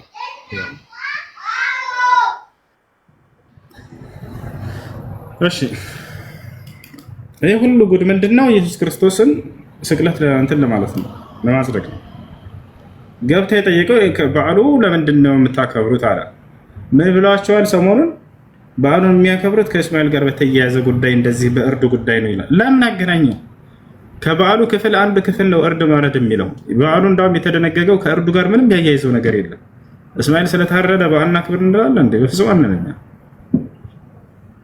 ያ ነው ሲቀጥል ለኃጢአት ስርየት ነው ብሎ ሰውዬን ይመጣ ነው እንደው ማስረጃ የለውም ቢያገኝ እንኳን ማለት ነው ታዲያ ታረደ ወይ እስማኤል ነው ጥያቄው ወፍ የለም ከኢየሱስ ክርስቶስ እርደት ጋር ልተያያዝ በፍጹም አይሆንም እንዴት ነው ኢየሱስ ክርስቶስ ካልተገደለ ካልተቀጠቀጠ እኔ አልድንም ብሎ ማመን ከዛ እንወደዋለን ማለት አይከብድም አንድ ንጹህ አካል በመገደል እንዳውም ክርስቶስ በመገደሉ የሚደሰተው ዲያብሎስ እንደሆነ ራሱ ኢየሱስ ክርስቶስ ተናግሯል ዮሐንስ ወንጌል ምዕራፍ 8 ቁጥር 42 43 ላይ ብትሄዱ ገና ከ40 ጀምሮ ምን ይላቸዋል ኢየሱስ ክርስቶስ እነዚያ ሊገሉት የመጡትን አካሎች አይሁዶችን ሲነግራቸው وتريدون أن تقتلونني وأنا إنسان قد كلمكم بالحق الذي سمعه من الله وإبراهيم لم يفعل ذلك أبدا አላቸው ከአምላክ የሰማሁትን እውነት የነገርኳችሁን ሰው ልትገድሉ ትፈልጋላችሁ ኧረ ተው አብርሃም እንዲህ አላደረገም እናንተ ግን ከአባታችሁ ከዲያብሎስ ናችሁና እኔን መግደል ትፈልጋላችሁ ይላቸዋል እርሱም ከመጀመሪያው አንስቶ ተገዳይ ነበርና አላቸው ክርስቶስን ለመግደል ማሰብ የዲያብሎስ ዓላማና እቅድ ነው እንጂ የአምላክ እቅድ አይደለም ጭራሽ አምላክ ላይ ቀጠፋችሁ አምላክ ነው እንዲገደል የፈለገው ኢየሱስ ክርስቶስ አላቸው ላ በፍጹም አምላክ ኢየሱስ ክርስቶስ እንዲገደል አይፈልግም ዲያብሎስ ነው እኔን እንድገደል የሚፈልገው ብሎ ራሱ ኢየሱስ ክርስቶስ ተናግሯል ምን ይሻላል እሺ ጥያቄ ያለው ቀጥል ይችላል አሰላሙ አለይኩም ወራህመቱላሂ ወበረካቱ እንዴት አደራችሁ እንኳን አደረሳችሁ በድጋሚ ለሙስሊሞች ወንድምና እህቶቼ ሌሎቻችሁም ሰላም ብለናል ይቀጥሉ እሱ ወራህመቱላሂ ወበረካቱ መርሐባ እሺ አንድ ዲስከሽን እያደረጉ ነበርና በሐራም በተደረገ ነገር ፈቷ እንግዲህ ደረስኩ ብዬ ልጠይቅ መጥቼ ነው ግን አስካሪ መጠጥ ተከልክሏል ግን ጫት አልተከለከለም የሚል ዲስከሽን ነበር ጫት አይምሮን አያስትም መጠጥ ግን አይምሮን ስለሚያስት ነው የተከለከለው ስለዚህ ጫት በእስልምና is not forbidden የተከለከለ ነገር አይደለም ምክንያቱም ጫት ሲሆን ሰውነትን እንትን ሲሉ ለሐራም ነገር ይጋልጣል ጫት ግን ምንም የማያረክ ስለሆነ እስከዛሬም ብዙ እንትኖች እየቃሙ ነበረ እውቀትን ሲያስተላልፉ የነበረው በተባለው መልኩ ነው ያወረድኩልክ እና ይሄ ነገር እንዲታወቅ የዑለሞች ሁሉንም እንተውላቸው በሚለው የጊዜያችን ታላላቅ ዑለሞች ስለ ጫት ተጠይቀዋል الشيخ عبد العزيز بن باز رحمه الله تعالى شيخ الإسلام هذا العصر الشيخ العلامة مقبل الوادعي رحمه الله تعالى محدث الديار اليمن، والشيخ أحمد بن يحيى النجمي رحمه الله تعالى قامع البدع والمبتدع، والشيخ صالح الفوزان بقية السلف الصالح حفظه الله تعالى ورعاه. الناس كله تلالك علوم الشرعية ولا برسلجات كلهم بأند دمس حرام لو كل كلمة بلوم السؤال أهلك أشي كاي لك أنت. ሰላም ናችሁ? ሰላም እንዴት ነህ? እግዚአብሔር ይመስገን። እኔ አንድ ጥያቄ አለኝ። እሺ እንትን ጥያቄ ሳይሆን እንትን ብሉይ ኪዳን እና ክርስቲያን ነኝ። ያው ብሉይ ኪዳን ዘመን የነበሩ ሰዎች ንስሐ መግባት ከፈለጉ እንትን ሁለት አውራ በጎችን አምጥቶ እንትን ዘሌዋውያን 16:5 ላይ እንደዚህ ነበር ንስሐ የሚገቡት። አዲስ ኪዳን ላይ ደግሞ እንትን አንደኛ ዮሐንስ ምዕራፍ 1 ቁጥር 7 ላይ የኢየሱስ ክርስቶስ ደም ከኃጢአት ሁሉ ያነጻል ይላል።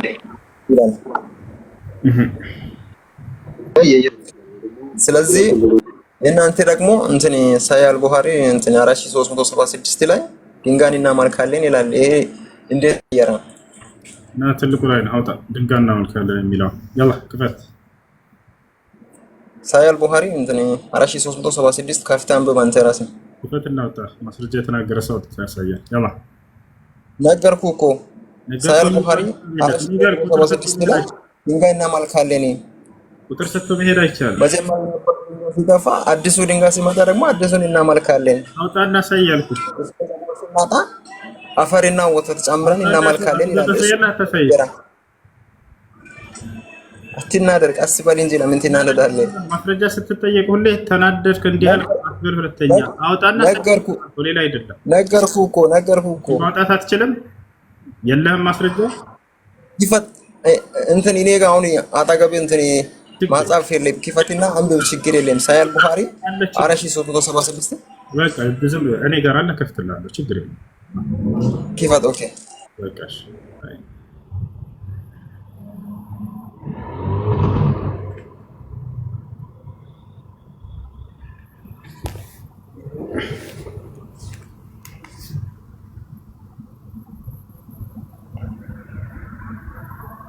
ስንት ነው ያልከው? ሳያል ቡኻሪ 4376 4376 እሺ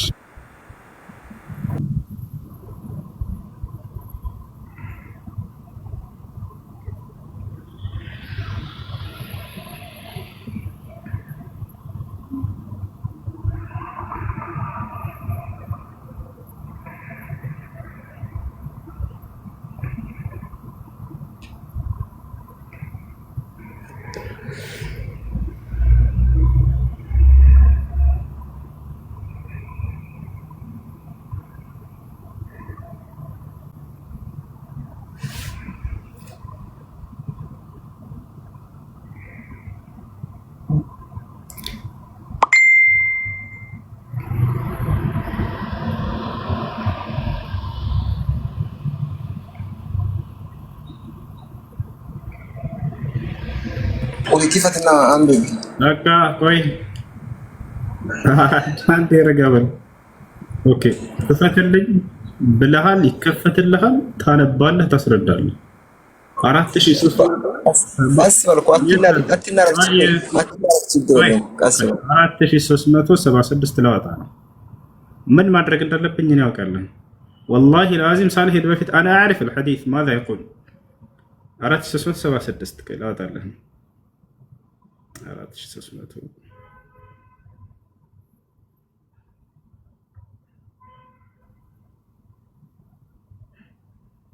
እሺ 6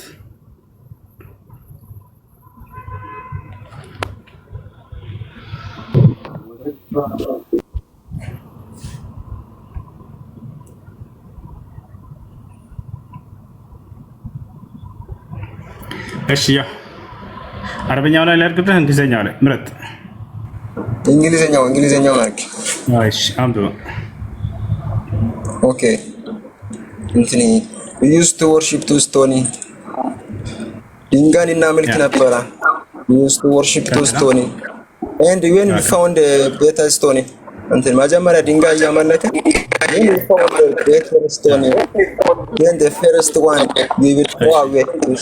መጀመሪያ ያለውን እንጣልና መጀመሪያ ያለውን ጥላን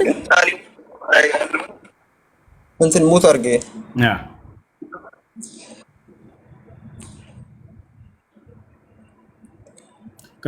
the first one and take the let also we would throw the first one and take the letter but if you couldn't get not መጀመሪያ ያለው እንትን ድንጋ ያለው ያሮጌውን ድንጋ ትተን አዲሱ ድንጋ ሲመጣ ደግሞ እሱን እናመልካለን።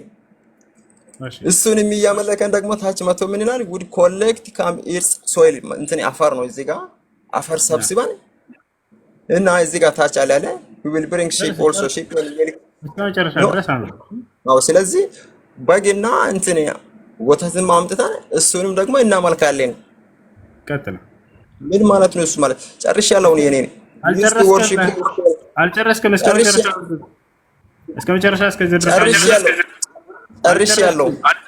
አልጨረስክም። እስከ መጨረሻው ድረስ አንብበው። እናመልካለን። መጀመሪያ ድንጋይ ያመለከን አዲስ ድንጋይ ሲመጣ መጀመሪያው አዲስን እናመልካለን። አዲስ ደግሞ እሱንም ሳናገዝ እሱን ካላገኘን ወተትና አፈር ጨምረን እሱን እናመልካለን።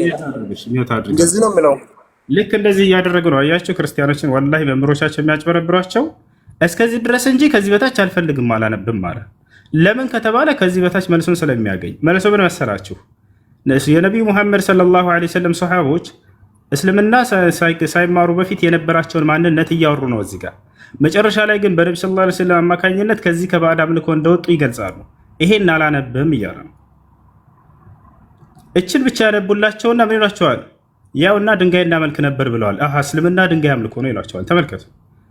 በዚህ መልኩ ማን ነው ይሄን የነገራቸው? የራሳቸው መምህሮች 24 ሰዓት እስልምና ላይ በቃ ጥያቄ ያለን እያሉ የሚያነሱ ሰዎች እንዲህ ያደረጉ ነው የሚያጭበረብሯቸው። ከዚህ በታች አላነብም አልፈልግም ማለት አንብብ አላነብም። አሁን ሐዲስን ላምብላችሁ። ሙሉ እያወራ ያለው ምንድነው? እዚህ ጋር የነበሩበትን አስቀያሚ የሆነ እምነት ነበራቸው። ድንጋይን ያመልኩ ነበር። አዎ ያመልኩ ነበር። ያን የነበሩበትን መንገድ እየገለጹ ሰሃቦች መጨረሻ ላይ ግን ያው በነብዩ ሰለላሁ ዐለይሂ ወሰለም አማካኝነት ከባዕድ አምልኮ እንደወጡ ከዚህ ከነበሩበትን አስቀያሚ መንገድ እንደለቀቁ የገለጹበት ነው። አሁን አንብበው።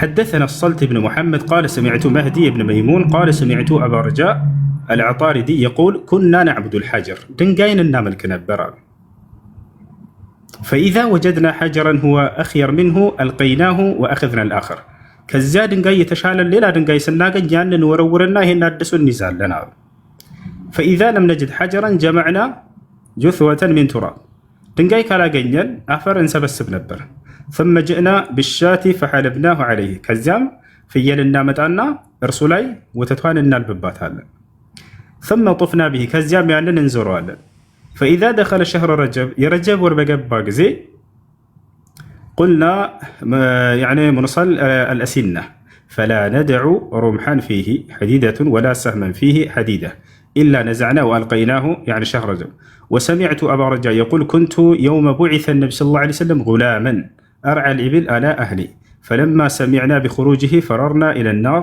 من مسلمة الكذاب قال النبي صلى الله عليه وسلم كمن تاتاቸው በፊት የተካሄደ ተግባርን እየገለጹ ነው እነዚህ ሰዎች ነብዩ ሰለላሁ ዐለይሂ ወሰለም በተላኩበትም ጊዜ እያለ ከዚያ በኋላ ከርሳቸው መላክ ጀምሮ ያለን ታሪክ ይቀጥላል። ይሄ ነው። እሺ ሂኮ ወይ ሰላም ነው? እሺ ሰላም አለን ይመስገን። የሆነ ጥያቄ ልጠይቅ ብዬ ቀርተሽ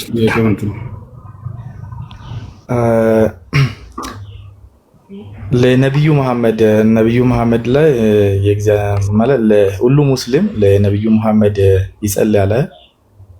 በአረብኛ ምንድን ነው የሚባለው? ሶላት። እሺ ራህመቴ ረቢ ረቡ ፈቶ የሚባለው በአፋር ነው የሚያውቀው። በአማርኛ አላውቅም ምንድን ነው የሚባለው? ችግር የለም። اللهم صل وسلم على نبينا محمد የሚል ሶላት በእርሳቸው ላይ እናወርዳለን። አዎ ለምንድን ነው የምጸልይለት ነው? እሱ ቅዱስ ነው አይደለ? ነብዩ መሐመድ ጥሩ። ለምን ይጸልይለታል? በጣም ጥሩ። አዳምጥ።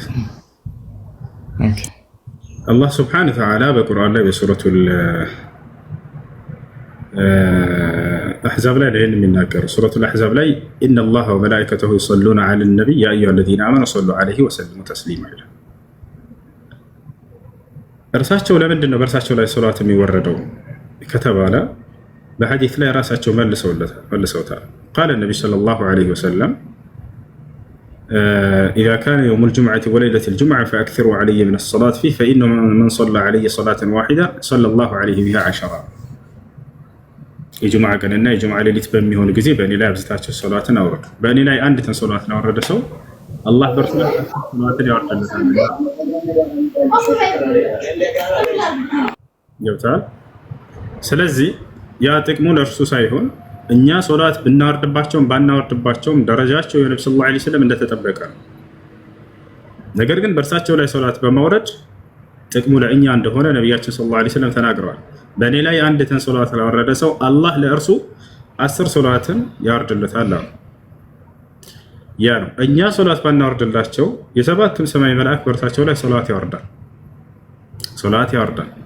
አምላካችን አላህ በነቢዩ ሙሐመድ ሰለላሁ ዐለይሂ ወሰለም ላይ ውዳሴን አስፍን ነው። እርሳቸው ጻድቅ ናቸው አይደለም፣ እሱ አያጠያይቅም። ጻድቅ ናቸው ከአላህ ሱብሓነሁ ወተዓላ። ያ ጽድቅና ይሄ ሶላት ማለት ምንድን ነው ታዲያ ከተባለ እንደው ለኃጢአታቸው እንዲማርላቸው ነው ወይ ብላችሁ አስባችሁ ከሆነ በፍጹም አይደለም። ሶላት ማለት በነብዩ ሰለላሁ ዐለይሂ ወሰለም ላይ ውዳሴን ማስፈን ማለት ነው። ቃለ الإمام النووي رحمه الله تعالى ምን ይላሉ ዑለሞች الصلاة على النبي صلى الله عليه وسلم معناه أي ثناء الله عز وجل للنبي صلى الله عليه وسلم في الملأ الأعلى. الله بنبي محمد صلى الله عليه وسلم ላይ የሚያደርግላቸው ውዳሴ ማለት እንጂ ሌላ አይደለም አሉ። ያ ማለት ለሰባት ሰማይ መላእክቶች ስለ ነብዩ ሰለላሁ ዐለይሂ ወሰለም መልካምነትና ጻድቅነት መልካምነት ያነግራቸዋል ያሳውቃቸዋል ማለት እንጂ ያን ኃጢአታቸውን ይብርላቸዋል በዚህ ማለት አይደለም። እሺ እሺ እንትን ኖርማሊ ማንኛውም ሰው ሙስሊም ወደ የእሳቸውን ስም ሲጠራ ዝም ብሎ ነብዩ መሐመድ አይልም። የእግዚአብሔር የአላህ ምሕረት ይደርባቸው ማለት ነው በአረብኛ። ለእርሳቸው ብቻ ሳይሆን ለሁሉም ነብያት ነው። እሺ ሁሉም ነብያት የእሳቸው ስም ሲጠራ እንደዛ ነው። እኔ የእሳቸው ስም ሲጠራ የእግዚአብሔር እንትን ይደርባቸው የሚል ነው። እዝነት አይደለም። የአላህ ውዳሴና ሰላም በእርሳቸው ላይ ይስፈን ማለት እንጂ ለኃጢአታቸው ምህረትን መማጸን አይደለም። እሺ እኛ ለነብዩ ሰለላሁ ዐለይሂ ወሰለም ኃጢአት ምህረትን አንማጸንም። የላቸውም ኃጢአት ሲጀመር የላቸውም። በታቸዋል ከልጅነታቸው ጀምሮ የሰይጣን ስራ በእርሳቸው ላይ እንዳይኖር አምላክ አላህ ሱብሓነሁ ወተዓላ አጽድቷቸዋል። በዚህ ሐዲስ ቅድስና ጥግን የመጨረሻ የእግዚአብሔር ፍላጎት ነው አይደል? ቅድስና የአላህ የመጨረሻ እንትን ነው አይደለም? ቅድስና ሰው ለምን ለነሱ ወይን መጸለይ ለምን እንደዚህ ማለት ተፈለገ? እሳቸው ናቸው ለኛ መጸለይ ያለባቸው እንጂ እኛ ለእርሳቸው አንጸልይም እኮ።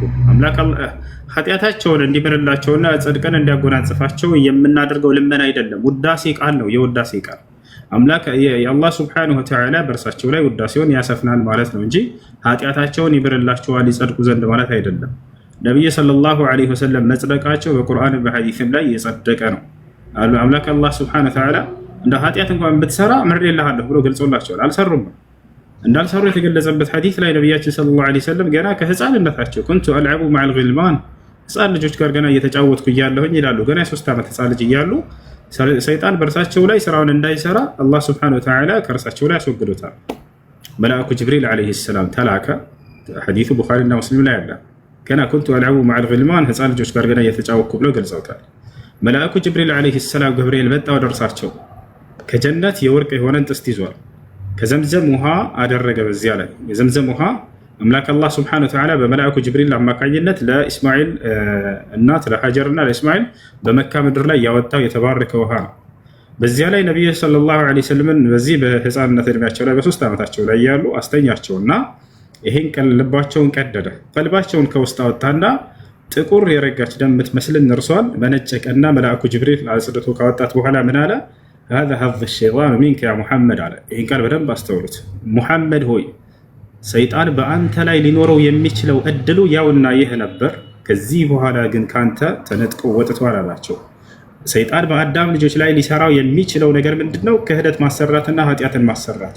ይሄ በአንተ ላይ አይኖርም በፍጹም። የሰይጣን ሴራ ካንተ ያው ከተወገደ ከዚህ ጀምሮ አላቸው። ነብዩ ሰለላሁ ዐለይሂ ወሰለም ነብይ ከመሆናቸው በፊት ገና ህፃን እያሉ ማለት ነው።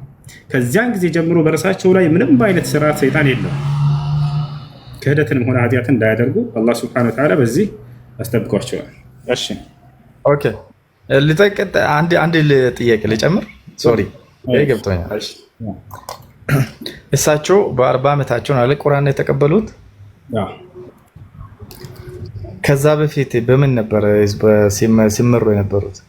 ቁርአን ከመቀበላቸው በፊት እርሳቸው ነብዩ መሐመድ በምን ነበር እሳቸው አላህን ሲከተሉ የነበረው? በምን ህግ ነው ቁርአን ከመቀበላቸው በፊት? እንግዲህ የሰው ልጅ ሲፈጠር ነብዩ ሰለላሁ ዐለይሂ ወሰለም ነብይ ከመሆናቸው በፊት እምነታቸው በአንድ አላህ ማመን ነበር። በአንድ አላህ ማመን ነበር። ይህ ሐዲስም ላይ ራሱ ተገልጿል። ከነብይነት በፊት የነበረው ማንነታቸውን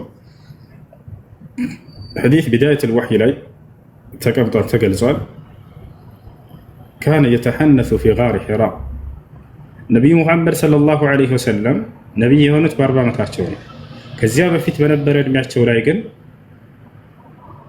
በወደ ሒራ ዋሻ በመሄድ አላህ ስብሐነሁ ወተዓላ በብቸኝነት ሄደው ገንጠል ብለው እዛ አላህን ለመገዛት ይሄዱ ነበር። የሚገርማቸው ለምንድን ነው እዛ ዋሻ መሄድ አስፈለጋቸው? ከሰው ገንጠል ብለው መሄድ የፈለጉት ለምንድን ነው? ሰዎች ባዕድ አምልኮ ላይ ነበሩ። የዛኔ አንዱን አምላክ አላህ ነው ይላሉ። ሰማይ ምድርን የፈጠረው የመካ ሰዎች የአብርሃምና የእስማኤል ልጆች ናቸው።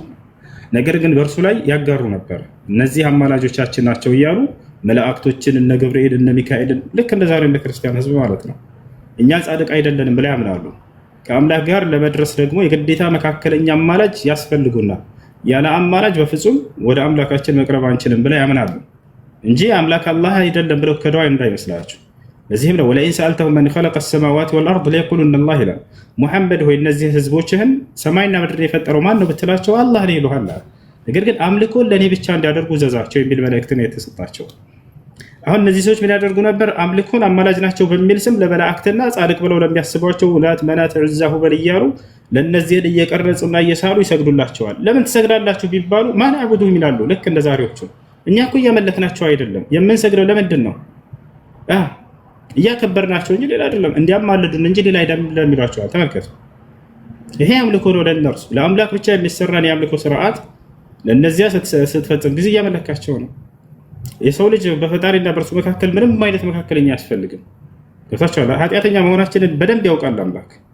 ያን ስለሚያውቅም ነው እኔም በቀጥታ ምህረት ተማጸኑኝ ያለው። በእርሱና በእኛ መካከል ማንም እንዲገባ አይፈልግም።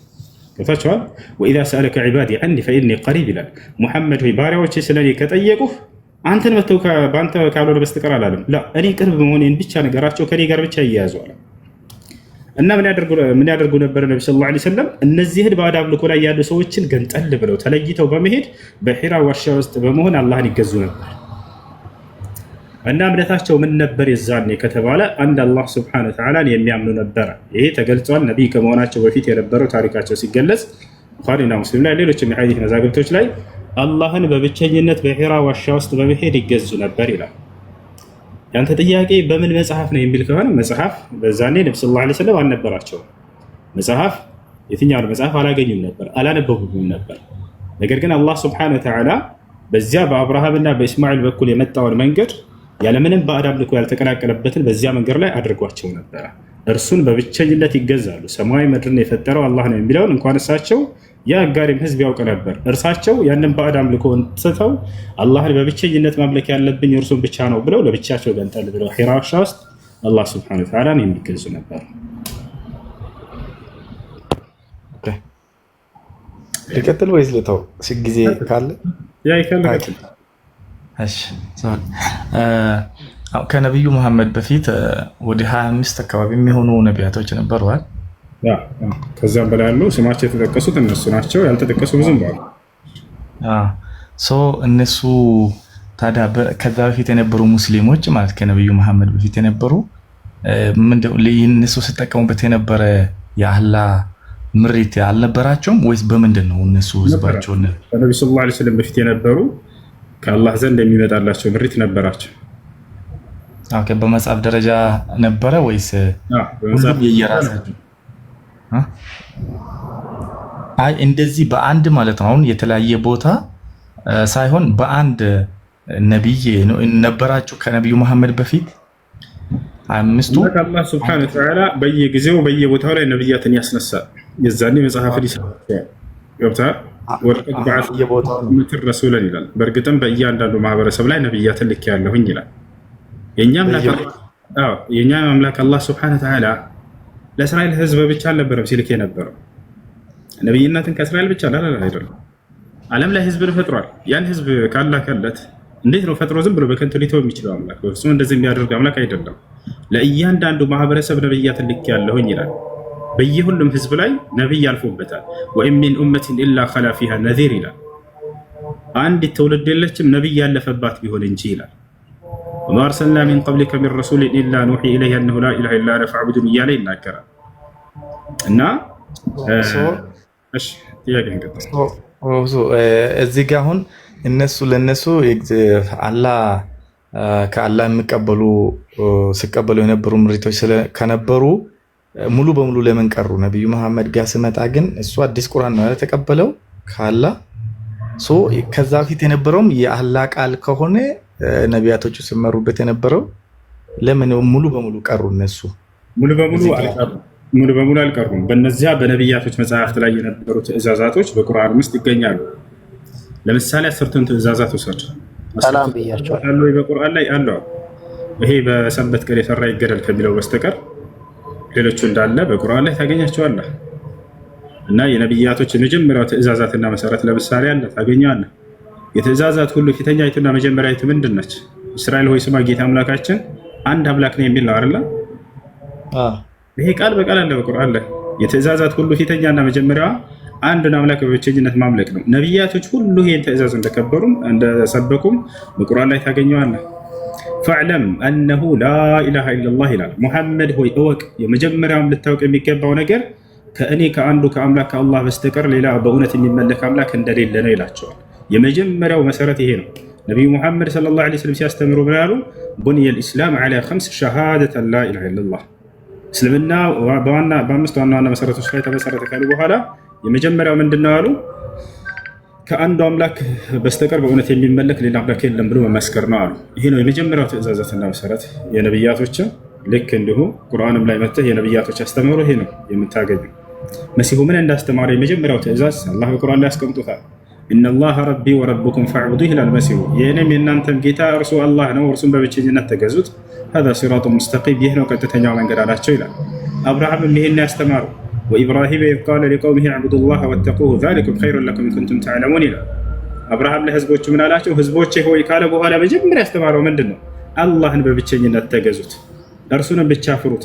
የምታውቁና አስተዋይ ብትሆኑ ይህ ነው ለእናንተ የሚሻላችሁ አላቸው። ከእርሱ ውጭ ያለ ባዕድ አምልኮን ሁሉ ጣዖት ብሎ ገለጸው። አብርሃም ምን አለ? ኢነማ ተዕቡዱነ ሚን ዱኒላሂ አውሳነን አለ። እነዚያ ከአላህ ውጭ የምትገዟቸው ሁሉ ጣዖቶች ናቸው አለ። ወተኽሉቁነ ኢፍካ አላቸው አብርሃም። የሚገርም አገላለጽ። በራሳችሁ ጊዜ ፈጥራችኋቸው ነው አማልክት ናቸው ብላችሁ እንጂ በፍጹም አምላክ አይደሉም ከእርሱ ውጭ አምላክ ብላችሁ የምትጠሯቸው አለ። የሰው ልጅ ፈጠራ ነው እንዳለ ከአላህ ስብሐነሁ ወተዓላ ውጭ ሌላ አምላክ ተደርገው የተያዙ አካሎች። ወተኽሉቁነ ኢፍካ በራሳችሁ ቅጥፈትን ፈጥራችሁ ነው አማልክት ናቸው ብላችሁ አላቸው። ሙሴም ይሄን ያስተማረው ኢነማ ኢላሁኩም አላህ ላ ኢላሃ ኢላሁ ወሲዐ ኩለ ሸይኢን ዒልማ አለ ሙሳ። አምላካችሁ እርሱ አላህ ብቻ ነው፣ ከእርሱ በስተቀር ሌላ ማንም አምላክ የላችሁም አለ። ኢልያስ ነብይ እንደሆነ ታውቃለህ። ኢልያስ ምን እንዳስተማረ አላህ ሲገልጽልን ይላል ወኢነ ኢልያስ ለሚነል ሙርሰሊን ኢዝ ቃለ ሊቀውሚሂ አላ ተተቁን አተድዑነ በዕለን ወተዘሩነ አሕሰነል ኻሊቂን አላህ ረበኩም ወረበ አባኢኩም አልአወሊን ይላል። ኢልያስ ከመልእክተኞቼ ከነብያቶቼ መካከል ነው አለ አምላክ አላህ።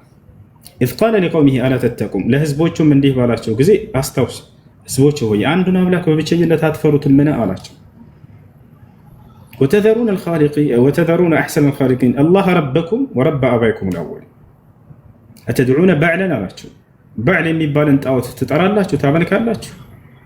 ወተዘሩነ አሕሰነል ኻሊቂን አላህ ረበኩም ወረበ አባኢኩም አልአወሊን የእናንተንም የቅድመ አባቶቻችሁም አምላክ የሆነውን አላህን ትተዋላችሁ፣ በዕልን ትጣራላችሁ። ይህን አታድርጉ ጥሩ አይደለም እያለ አስተማራቸው። ከእነርሱ በፊት ከነዚህ ነቢያት በፊት መለስ ብለህ ከኖህ ብትጀምር ይህን ትምህርት ታገኛለህ። ወለቀድ አርሰልና ኑሐን ኢላ ቀውሚሂ ፈቃለ ያ ቀውሚ ዕቡዱላህ ማ ለኩም ሚን ኢላሂን ገይሩሁ አፈላ ተተቁን ይላል። በእርግጥም ኖህን ወደ ህዝቦቹ መልእክተኛና ነብይ አድርጌ ልኬው ነበር አለ። ምን ብሎ አስተማረ? ኖህ ያ ቀውም ዕቡዱላህ፣ ህዝቦቼ ሆይ አንዱን አምላክ አላህን በብቸኝነት ተገዙ። ማለኩም ሚን ኢላሂን ገይሩሁ፣ ከእርሱ ውጭ ሌላ ማንም አምላክ የላችሁም አላቸው ይላል። አፈላ ተተቁን፣ ለመሆኑ ይህን አምላክ ብቻ አትፈሩትምን አላቸው ይላል። ከእርሱ በኋላ ሁድ ይመጣል። ወኢላ ዓድን አኻሁም ሁዳ ቃለ ያ ቀውም ዕቡዱላህ ማለኩም ሚን ኢላሂን ገይሩሁ። ከእርሱ በኋላ ሳሊሕ ይመጣል። ወኢላ ሰሙድ አኻሁም ሳሊሓ ቃለ ያ ቀውም ዕቡዱላህ ማለኩም ሚን ኢላሂን ገይሩሁ። እነ አብርሃም እነ ሎጥ ሁላቸውም እነ ሱለይማን እነ ዳውድ ይህን ሁሉ ነው ያስተማሩት። እዚህ አዛን ተብሏል። የሶላት ሰዓት ደርሷል። ዘህር አለች፣ ጃ አለ፣ አዲስ አለች፣ ከታች ምህት አለች። አውራቸው። ባረከላሁ ፊኩም። ሰግጄ እስክመለስ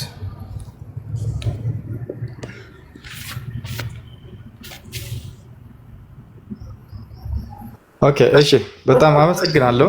ገብቶብኝ ነው። በቃ ሌሎች እድል ለመስጠት ቴንኪው። ሌላ ጊዜ እመለሳለሁ። አመሰግናለሁ። ጥያቄዎች ካሉ መቀጠል። ሰላም። እሺ፣ ሰላም ነው። ሰላም ብያቸዋለሁ። አለን ቀጥል ወገናችን። ትንሽዬ ጥያቄ ነች እና አሁንም ያው ተመሳሳይ ነው እንዲያው ማለት ነው እና ለማንሳት ያህል ነው። እሺ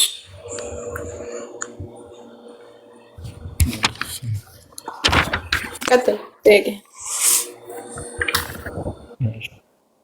እስልምና መቼ ተጀመረ ለምለው ነው እና መጀመሪያ በብሉይ ኪዳንም ሰዎቹ ደግሞ ከመፈጠራቸው በፊት ጀምሮ ሁሉም ሰው ሙስሊም እንደነበረ ቁርአን ያስተምራል አይደል?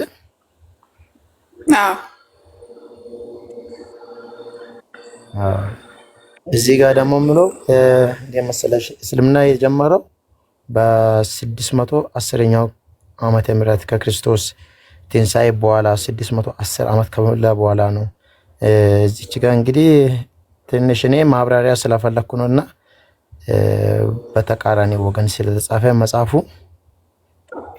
ማን ነው እንደዛ ያለው እንድትረጂ ይፈልጋል። አንቺ ከሆንሽ እንደ ደግሞ ሌሎችም ሰዎች እኔም ትንሽ ለመረዳት ስለፈለኩ ነውና ምንድነው የሚለው እዚህ ጋር ከክርስቶስ ልደት በኋላ አይ እኔ ነኝ ያልኩሻለሁ። እዚህ ጋር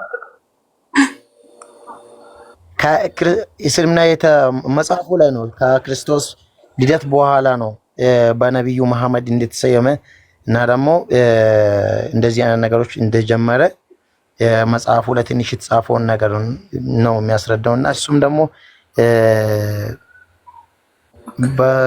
አይ እኔ ያልኩህ ገብታን የቱ መጽሐፍ ነው ይሄን የሚለው ነው። አሁን የኛ ምን መመሪያችን ቁርአን ነውና የቱ መጽሐፍ ነው ይሄን ያለው? ከክርስቶስ ልደት በኋላ ነው የተመሰረተው እስልምና ያለው የትኛው መጽሐፍ ነው ያልኩህ? ይሄ እንደ መጽሐፍ የተጻፈው ነው ቁራጭ መጽሐፍ። እሱ መስረጃ ይሆነማ ማንም ተነሳ አንድ ሰው መስረጃ አስቀምጠ ያ ሊሆን አይችልም። እንደ ማስረጃ አድርገህ ልታመጣው የሚገባ ቁርአንና ሐዲስን፣ ምክንያቱም የኛ መመሪያ እርሱ ስለሆነ ማለት ነው። ቁርአንና ሐዲስ ደግሞ የሚያስተምረን አምላካችን አላህ በሱረቱል አሊ ኢምራን ላይ እነዲና ዐንደላህ አልኢስላም፣ አላህ ዘንድ የተወደደ ሃይማኖት ኢስላም ብቻ እንደሆነ ይናገራል። እንደገና የተፈጠርንበት ፈአቂም ወጅሀከ ሊዲኒ ሐኒፋ ፊጥረተላሂ አለቲ ፈጠረ الناس عليها፣ የሰዎች ልጅ የተፈጠረበት በአጠቃላይ የሰው ልጆች የተፈጠሩበትን ሃይማኖት ያዟት እያለ ይናገራልና የሰው ልጅ የተፈጠረው በኢስላም ላይ ነው እንጂ ከጊዜ በኋላ ከክርስቶስ ልደት በኋላ የመጣ ሃይማኖት አይደለም። እና እስልምና የመጣው መቼ ነው ሲባል ከአዳም በፊትም የነበረ በአዳም ጊዜም የነበረ ሃይማኖት ነው። አዳም ራሱ ሙስሊም ነበረ። የአላህ መልእክተኛ አለይሂ ሰላቱ ሰላም ኩሉ መውሉዲን ይውለዱ ዐለ ፊጥራ፣ ሁሉም የሰው ልጅ ሲፈጠር በፊጥራ ወይም ደግሞ በእስልምና ላይ ነው የሚፈጠረው። ፈአባሁ አባቶቹ ግን ይሐውዳኒሂ አው ይነስራኒሂ አው ይመጁሳኒሂ፣ ወይ አባትና እናቱ ግን ወይ ነሳራ ያደርጉታል ወይ መጁሳ ያደርጉታል ወይም ይሁዳ ያደርጉታል እንጂ ብለ አላህ መልእክተኛ አለይሂ ሰላቱ ሰላም ይናገራሉ። ስለዚህ ሁሉም ሰው ሲፈጠር ሙስሊም ሆኖ ነው የተፈጠረው። እስልምና ደግሞ የተፈጠረ ሃይማኖት ነው። አላህ Subhanahu Wa Ta'ala ነው የፈጠረው እንጂ ሰዎች አይደለም የመሰረቱት። ነብዩ መሐመድም እስልምናን አለመሰረቱ። እስልምናን የመሰረተው ታዲያ ማን ነው ከተባለ የዓለማቱ ጌታ አላህ Subhanahu Wa Ta'ala ነው። በሱረቱል አሊ ኢምራን ምዕራፍ 3 ቁጥር 85 ላይ ومن يبتغي غير الاسلام دينا فلن يقبل منه وهو في الاخره من الخاسرين። ከእርሱ ከእስልምና ውጭ ከእስላም ውጭ ሃይማኖትን የሚፈልግ ከእርሱ ተቀባይነት የለውም፣ እሱ በመጨረሻ ይተዋልም ከከሳሪዎቹ ነው እያለ ይናገራል። በሌላ አንቀጽ አምላካችን አላህ ሱብሓነሁ ወተዓላ ሲብገተ አላህ ያለን የአላህን የተፈጥሮ መንክር ያዟል። ወመን አሕሰኑ ሚነላሂ ሲብጋ አላህ ሱብሓነሁ ወተዓላ ከተፈጥሮ መንክር የበለጠ ከዛ እምነት የበለጠ ምን አለ እያለ ይናገር። ወነሕኑ ለሁ ዓቢዱን ለእርሱ ታዛዦች ነን በሉ እያለ አምላካችን አላህ ሱብሓነሁ ወተዓላ ይናገረን እና ሁሉም የተፈጠረው በእስላም ላይ ነው። እስልምና የተፈጥሮ ሃይማኖት ነው። እሺ ሱረቱ ላይ 662 እና 63 አንብቢልኝ። ሱረቱ 600 ሱረቱ ላይ 62 እና 63 መሰረት አድርጎ ነው ነብዩ መሐመድ ቃል በቃል የሙስሊሞቹ መጀመሪያ እኔ ነኝ፣ የሙስሊሞቹ መጀመሪያ እኔ ነኝ እና እሳቸው ከላይ ደግሞ ስግደቴም መገዛቴም ሞቴም ለዓለማት ጌታ ለአላህ ነው በሚል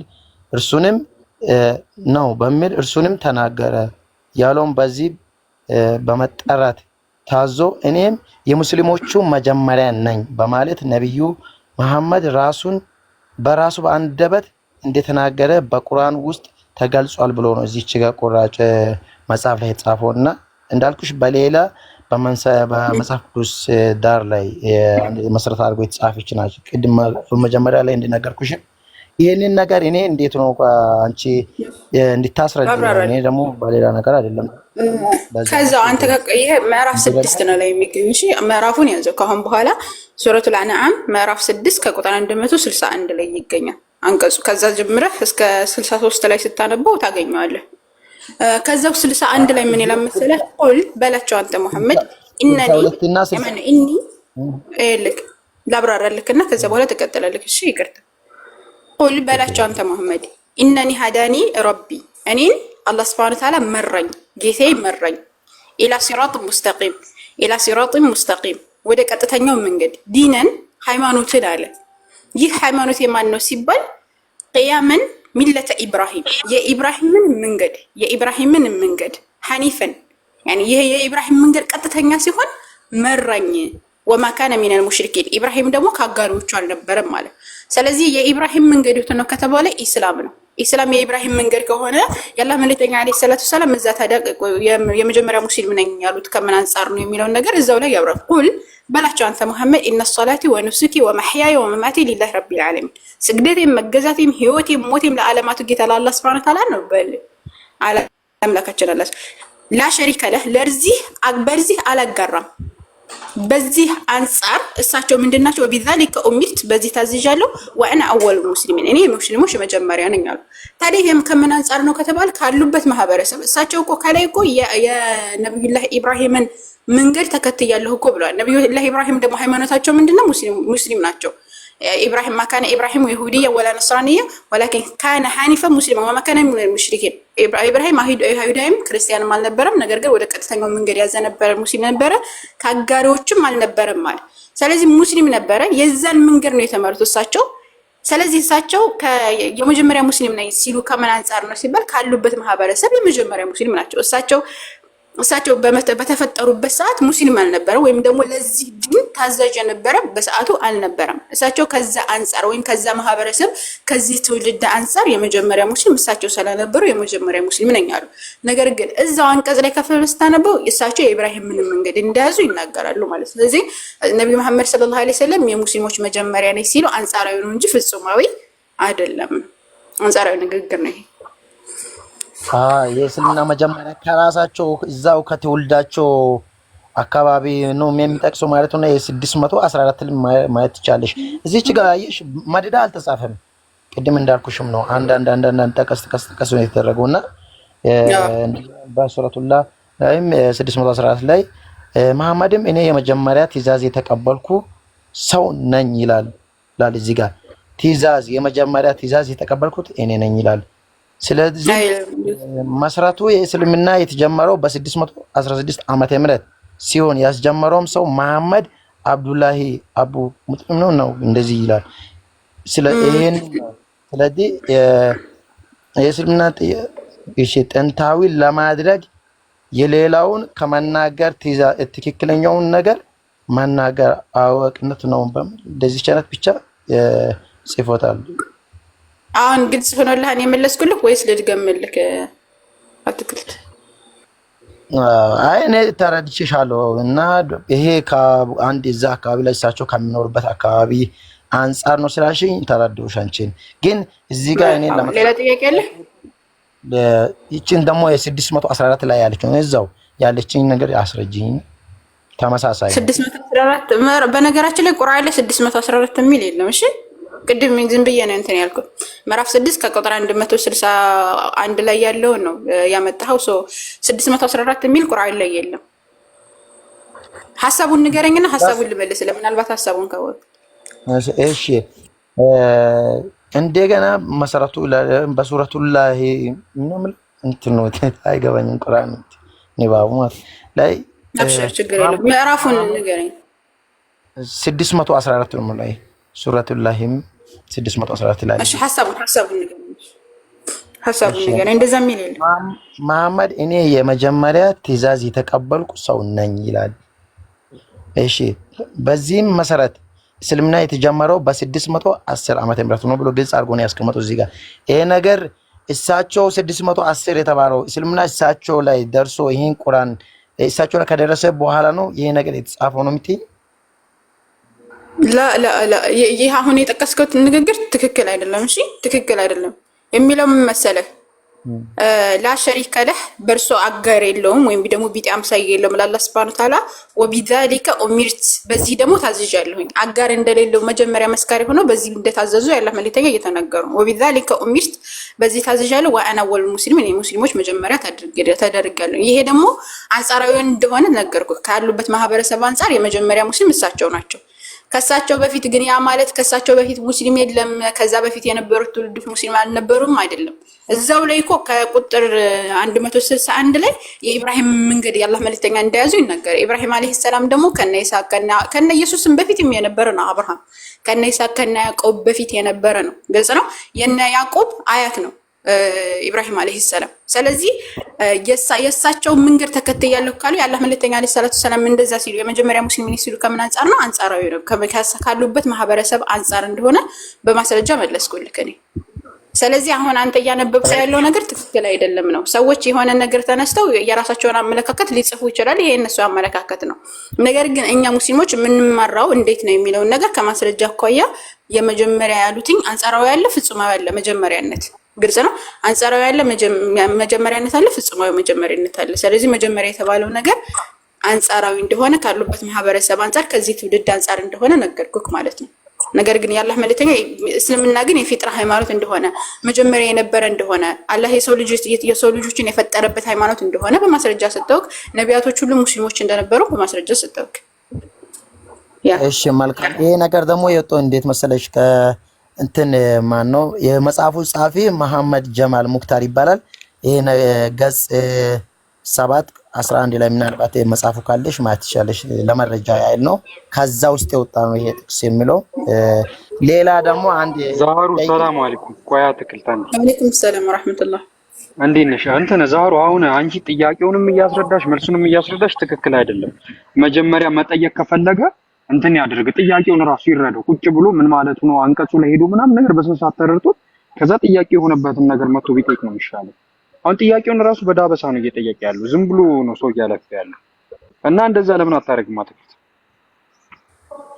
ጥያቄው ምን መሰለህ ጃቢር፣ ይሱ አሁን ከሆነ መጽሐፍ ላይ የሆነ ሰው የጻፈው መጽሐፍ ይዞ መጥቶ ምዕራፉንም ቁጥሩንም አላወቀውም እና የሙስሊሞች መጀመሪያ ነው የሚለው ያላህ መልእክተኛ አለይሂ ሰላቱ ሰላም ብለዋል። ስለዚህ እስልምና የጀመረው ከ600 ዓመት በኋላ ነው ይላል ይሄ መጽሐፍ ያነበብኩት አለ እና መጽሐፉ ልክ አይደለም፣ እንደዛ ሳይሆን ከዚህ አንፃር ነው ብዬ አስረዳሁት እና ያንን ደግሞ ተረድቷል። ሌላ ጥያቄ ካለው ይጠይቅ። ተረድተሃል? አትክልት ካልተረዳ ግን ጃቢር እንዳለው አጥንታት ጥያቄው ሲገባ ትመጣለህ። እኔ ተረድቼሻለሁ። ሊረዳሽም ነው የጠየኩሽና እኔ ተረድቼሻለሁ። ያንን መርሐባ። ሌላ ጥያቄ አለ ወገኖች? አዎ እሺ መቀጠል ትችላለህ። እሺ ሀጅ ላይ የተጻፈው ነው በዚሁ መጽሐፍ ላይ እና ሀጅ በማድረግ ላይ የተጻፈውና እንደ እስልምና አመለካከት ኢብራሂም 360 ጣዖታትን አጥፍቷል አይደለ? የቀረው አንድ ጥቁር ድንጋይ አለ አለና እርሱም ያድናል ብሎ ያምናሉ። ያንን ድንጋይን የነካ ሰው በጣም ቅዱስ ሐጅ ይሆንለታል ተብሎ ይታመናል ብሎ እዚህ መጽሐፍ ላይ ጽፏል። እንዳልኩሽ ማለት ነው እዚህ ጋር። ስለዚህ ያንን ድንጋይ የነካ ሰው በጣም ቅዱስ ሐጅ አድርጓል ልና ከዛ ደግሞ ገንዘብና ሙሉ ጤና ያለው ሰው ሁሉም ሳውዲ አረቢያ ይሄዳል። ወደዛም ደርሶ ድንጋዩ የነካው ሁሉ በግ አርዶ ይጥላል። ደምም እንደ ውሃ ይፈሳል።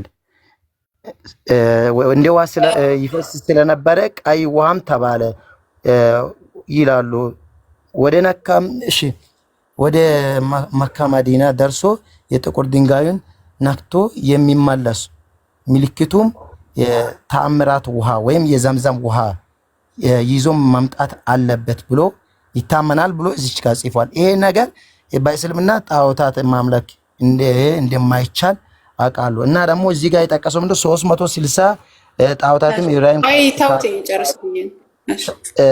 ካጠፋ በኋላ 360ውን ድንጋይ ማለት ጣዖታቶችን ካጠፋ በኋላ ያን አንድ ድንጋይ የቀረውን ነገር ለመልካት ሳውዲ አረቢያ ብዙ ሐጅ በማድረግ ይሄዳሉ። ብዙ ገንዘባቸውን በማፍሰስ ይሄዱና ያን ድንጋይ የነካ ሰው ቅዱስ ሐጅ አድርጓል ተብሎ ይታመናል ብሎ ተጽፏል። እና ደግሞ እኔ በተወለድኩበት ላብራራልክ ወደዛ ሳትሄድ በፊት ላብራራልክ።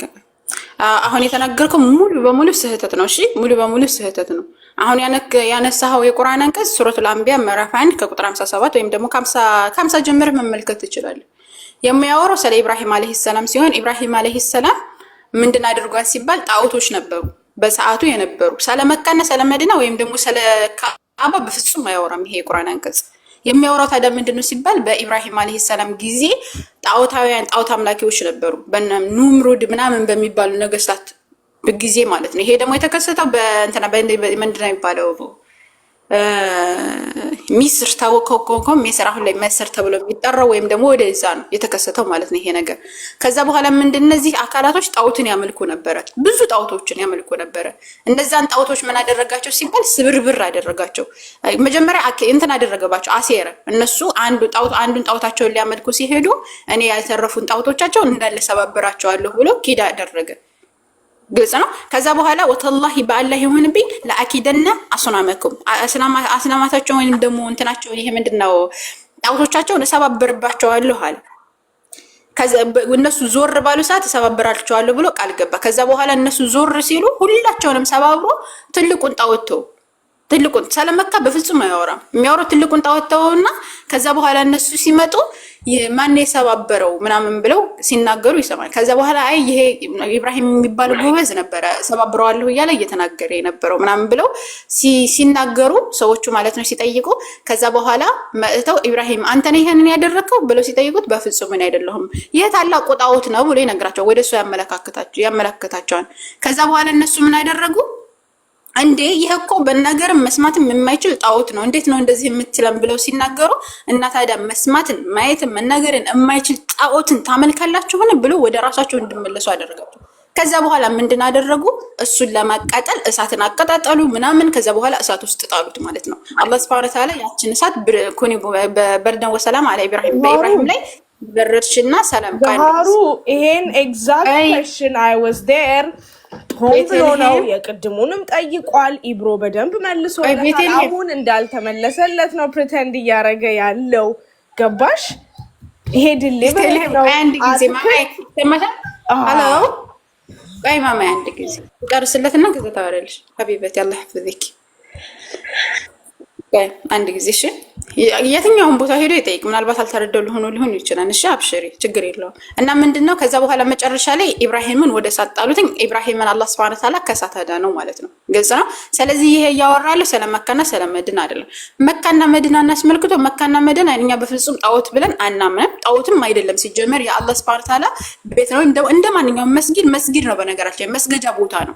ነገር ግን የመካ ትንሽ አጅሩ ከዛ የምንሰግደው ሰላት ሊጨምር ይችላል። ምክንያቱም ምንድነው ከተባለ ምክንያቱ ደግሞ ኢብራሂም አለይሂ ሰላም ነው የገነባው። ከዛ በፊት በአዳም ጊዜ የተገነባ መስጊድ ነው። ማን መካ ማለት ነው። መካ ምንድነው ሲባል አላህ Subhanahu Wa Ta'ala ታዙ የተገነባ መስጊድ ነው እንጂ የጣዖት አምልኮ ወይም ደግሞ የጣዖት ቦታም አይደለም። ያለ መልእክተኛ ማለት ሰላቱ ሰላም 360 ጣዖቶችን ሰባብረዋል። ግልጽ ነው። የሰባበሯቸው እነዚያን ሁሉ ሰባብረው ከዛ በኋላ ከአባን አጽድተው ከአባ እንድመለክ ሳይሆን ከአባ በአንዱን አምላክ በብቻ ከአባ ውስጥ ማን ከአባ ላይ ወይም ደግሞ በከአባ ዙሪያ አላህ Subhanahu Wa Ta'ala በብቸኝነት እንዲገዙ ነው እንጂ ያደረጉትኝ ከአባ እንድመለክ በፍጹም አላደረጉም ነብዩ መሐመድ ሰለላሁ ዐለይሂ ወሰለም ቢሆኑ። ስለዚህ አሁን አንተ ያነሳው የቁርአን አንቀጽ ስለ ከአባ ሳይሆን ስለ በሰዓቱ ስለነበረው በኢብራሂም አለይሂ ሰላም ጊዜ ስለነበረው ጣዖታውያን ነው እንጂ የሚያወራው ስለዚህ አይደለም ነው። ሲቀጥል መካና መዲና ሲሄዱ ብራቸውን አፍስሰው ይሄዳሉ ምናምን ላልከው ይሄ ምንም ችግር የለውም። የትኛውን ቦታ ላይ ሲከድ ሰው ብሩን አፍስሶ ነው እንጂ ዝም ብሎ በነፃ አይሄድም። ገብቷል። ከዛው ያሉት ብር ሳያወጡም ይሄዱ አሉ። ስለዚህ ከዚህ አንፃር ነው የሚመለስልክ። አንተ ያነሳው ነገር ስህተት ነው። እሺ ስህተት ነው፣ ሙሉ በሙሉ ስህተት ነው። እነሱ የተናገሩት ስህተት ነው። ከፈለክ ቁርአንና አንቀጽን ከፍቼ ላሳይህ እችላለሁ። በቃ እኔም እኮ ይሄንን በተቃራኒ ወገን የተጻፈ ነው መጽሐፉ። ስለዚህ ይሄ ነገር ልክ ነው ወይ እየጠየቅኩሽ ደግሞ ልክ አይደለም አሽን ያን ነው። እኔ ደግሞ ሊረዳ ስለፈለኩ ነው። አብሽር ምንም ችግር የለውም። ተረድቻለሁ ምናምን ብለዋል ነበር እንዴ? ሰዓታት ሙሉ አልነበርኩ እኔ አትክልት ብዬ ሁለቴ ስምህን ስጠራው ትዝ ይልሃል አይልህም? ምን ብለሽ ነው የጠየቅሽው? አራት ቀን በፊት ነው ይሄ ነገር የተፈጠረው አይደለም? ምን እንደሆነ ኢንቴንሽኑ ልንገርሽ።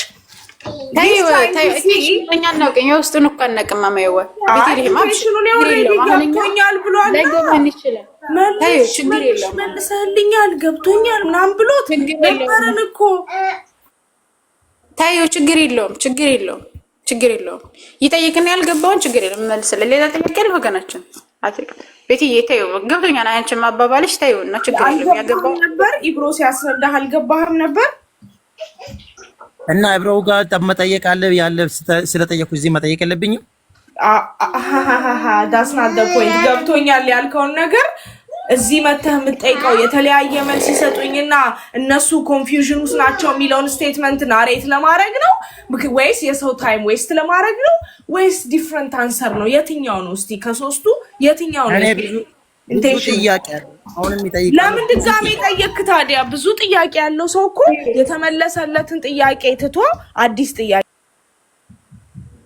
ወይ ሂስቴሪዬ በማናደድ አይደለም። ይሄን ነገር ማወቅ ስለምፈልግ ነው። ገብቶሻል? አይ እሷ ማለት የፈለገችው ምንድነው? ሌላ ቦታ ከጠየቅክ እሺ በቃ መጽሐፉ እዚህ ብዙ ነገር ተጽፏል። ገብቶሻል? እኔ የተወለድኩበት አካባቢ ለእስልምና ምንም ቦታ የለውም ሰው። ገብቶሻል? በተለያየ ሁኔታ ነው የሚታወቀው። እኔ ደግሞ አዲስ አበባ መጥቼ እየተረዳሁ ያለው ሙስሊምና አገር ቤት የሚያውቀው ሙስሊም አንድ አይደለም። ስለዚህ ሚስጥሩን አውቄ አስፈላጊ ነገሮችን መማርና ተግባራዊ ማድረግ የምፈልገው ይሄን ነገር በጥላቻ መረዳት የለብሽም አንቺ። በጥላቻ ችግር የለም እሷም በጥላቻ ሳይሆን በጥላቻ አይደለም ለማለት የፈለገችው ጀስት አንተ ከዛ ከጠየቅ እዚህ ለምን መጠየቅ ፈለክ የሚለውን ለማየት ፈልጋ። ችግር የለም ካልገባ ጠይቅ፣ ችግር የለም። ይኸውልሽ እህቴ ይኸውልሽ ተመልካች ይሄን መጽሐፍ ማለት እንዴ እንደጻፈው ሁኔታው እንደም እኔ ንባብ ካልገባሽ ይሄን ነገር ማየት ትቻለሽ። መቼ እንዴት ተጀመረ ደግሞ ምን አይነት ነገር እንደተደረገ እያንዳንዱ አስምሬ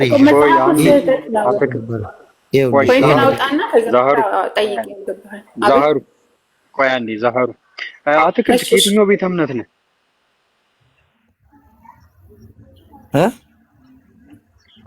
ከየትኛው ቤተ እምነት ነህ? እኔ ጴንጤ ነኝ እኮ። ታዲያ መጀመሪያ ሜጀር የሆነ ነገር ላይ እናወራ አይሻልም? ሜጀር የሆነ ነገር ላይ ወቅና ከዛ ወደ ማይነር ነገር እንወርዳለን። አሁን መጀመሪያ ያለው ነገር ምንድነው? አምላክ ስለ አምላክና ላይክ ስለ አምላክ ምንነትና ማንነት ላይ መጀመሪያ አጥራ። ከዛ እሱን ካጠራ በኋላ ወደ እነዚህ ጥያቄዎች ሂድ። እንደሱ ነው የሚሻለው። እሺ። ስለዚህ አሁን ስለ አምላክ እናወራና ስለ አምላክ ካወራን በኋላ ልክ ስለ አምላክ ከተግባባን በኋላ ከዛ በኋላ ወደ እነዚህ ገቡክ አምላክን እስካልተቀበልክ ድረስ ዝም ብሎ ጉንጭ ማልፋት ነው የሚሆነው። ስለዚህ እስቲ ስለ አምላክ ንገረን። እስቲ ስለ አምላክ እንግባባና ከዛ ወደዛ እንሄዳለን። ምክንያቱም ትልቁን ነገር ትተን ትንንሽ ነገሮች ላይ ማውራቱ ተገቢ ስላልሆነ ማለት ነው። አባት ትልቅ እስቲ አምላክ ስለ አምላክ ያለውን ጽንሰ ሐሳብ እስቲ እናውራ ከኔ ጋር። ከዛ ይሄ ወደ መጽሐፉ ትቀጥላለህ። መጀመሪያ ዋናው ሜጀሩ ነገር አምላክ ማን ነው? ለምን ፈጠረን? እንዴት ነው የፈጠረን? እሱ የፈጠረን አምላክ ራሱ ማን ነው የሚለውን ነገር ቪዲዮውን ዝጋውና ከሱ ጋር ስለ አምላክ እናወራ። ከዛ እሱን ከተግባባን በኋላ ወደ እነዚህ ጥያቄዎች ትሄዳለሽ። እሺ አንተ ቪዲዮውን ዝጋውና መጀመሪያ አላህ ላይ ያለ ጥያቄ የኛ እኛ አላህ ነው የምናመልከው። ጥያቄ ካለክ ጠይቀን፣ ካልሆነ ደግሞ አንተ እግዚአብሔር ብለህ የምታመልከው አምላክ ላይ ስለሱ አምላክ አስረዳን። ለምንድን ነው የምታመልከው? እንዴት አምላክ ብለህ ልትይዘው ቻልክ? የሚለውን ነገር አስረዳን። ከዛ እሱ ላይ ስንጨርስ ከዛ ወደ ድህነት ደግሞ እንሄዳለን። ድህነት እንዴት ነው የሚዳነው ምናምን። ከዛ ይሄ ጣዖት ምናምን የምትላቸው ነገሮች ላይ በቀጣይ እንመጣበታለን። ምክንያቱም አሁን እነዚህ ነገሮች ቢመለሱልን ራሱ ምንም ጥቅም አይሰጥም። ዋናው ትልቁ ነገር ማለት መቻል አለበት። እና ተመለስና እስኪ ስለ አምላክ እናወራለን። ፕሮቴስታንት ሃይማኖት ነካ እኮ አሁን እኮ አግኝቻለሁ። ገብቶሃል? አሁን አግኝቻለሁ። ጥቅም በጣም ይጠቅመኛል። እኔ ከመጽሐፍ ቅዱስ ጋር ከተለያዩ ጥቅሶች ጋር የተጻፉ ነገር አይደለም። ዋናው መጀመሪያ ቤቱ ይሰራ፣ ከዛ እቃ ወደ ማስገባባቱ እንሄዳለን። መጀመሪያ ትልቁ ቤት መሰራት ያለበት አምላክ ማን ነው? ምንድን ነው? አንተ አሁን አምላክ እግዚአብሔር አምላክ ነው ብለህ ታምናለህ? አዎ። ታመልከዋለህ? አዎ። እሺ አንተ አሁን አንተ እግዚአብሔር ስትልና እኛ አላህ ስንል የሚያለያየን ነገር አለ። ለምሳሌ ኢየሱስ ክርስቶስን ታመልከዋለህ አይደል? አዎ። ኦኬ። ኢየሱስ ክርስቶስ ጾታው ምንድን ነው? ጾታው ወንድ ነው እኮ። ወንድ ታመልካለህ? ወንድን ታመልካለህ ወይ? እኔ አሁን በኢየሱስ ክርስቶስ በስራዎቹ ላይ አምናለሁ። አይ ወንድ ታመልካለህ ወይ? እኔ በስራዎቹ በኢየሱስ በስራው ታምናለህ ሳይሆን ወንድ ታመልካለህ ወይ? ወንድም ሴትንም አላመልክም። እኔ ከጾታ ጋር ጉዳይ የለኝም። የሚያመልከው ክርስቶስን ነው። ኦኬ። ኢየሱስ ወንድ ነው? አዎ። እኮ ታመልከዋለህ? አዎ።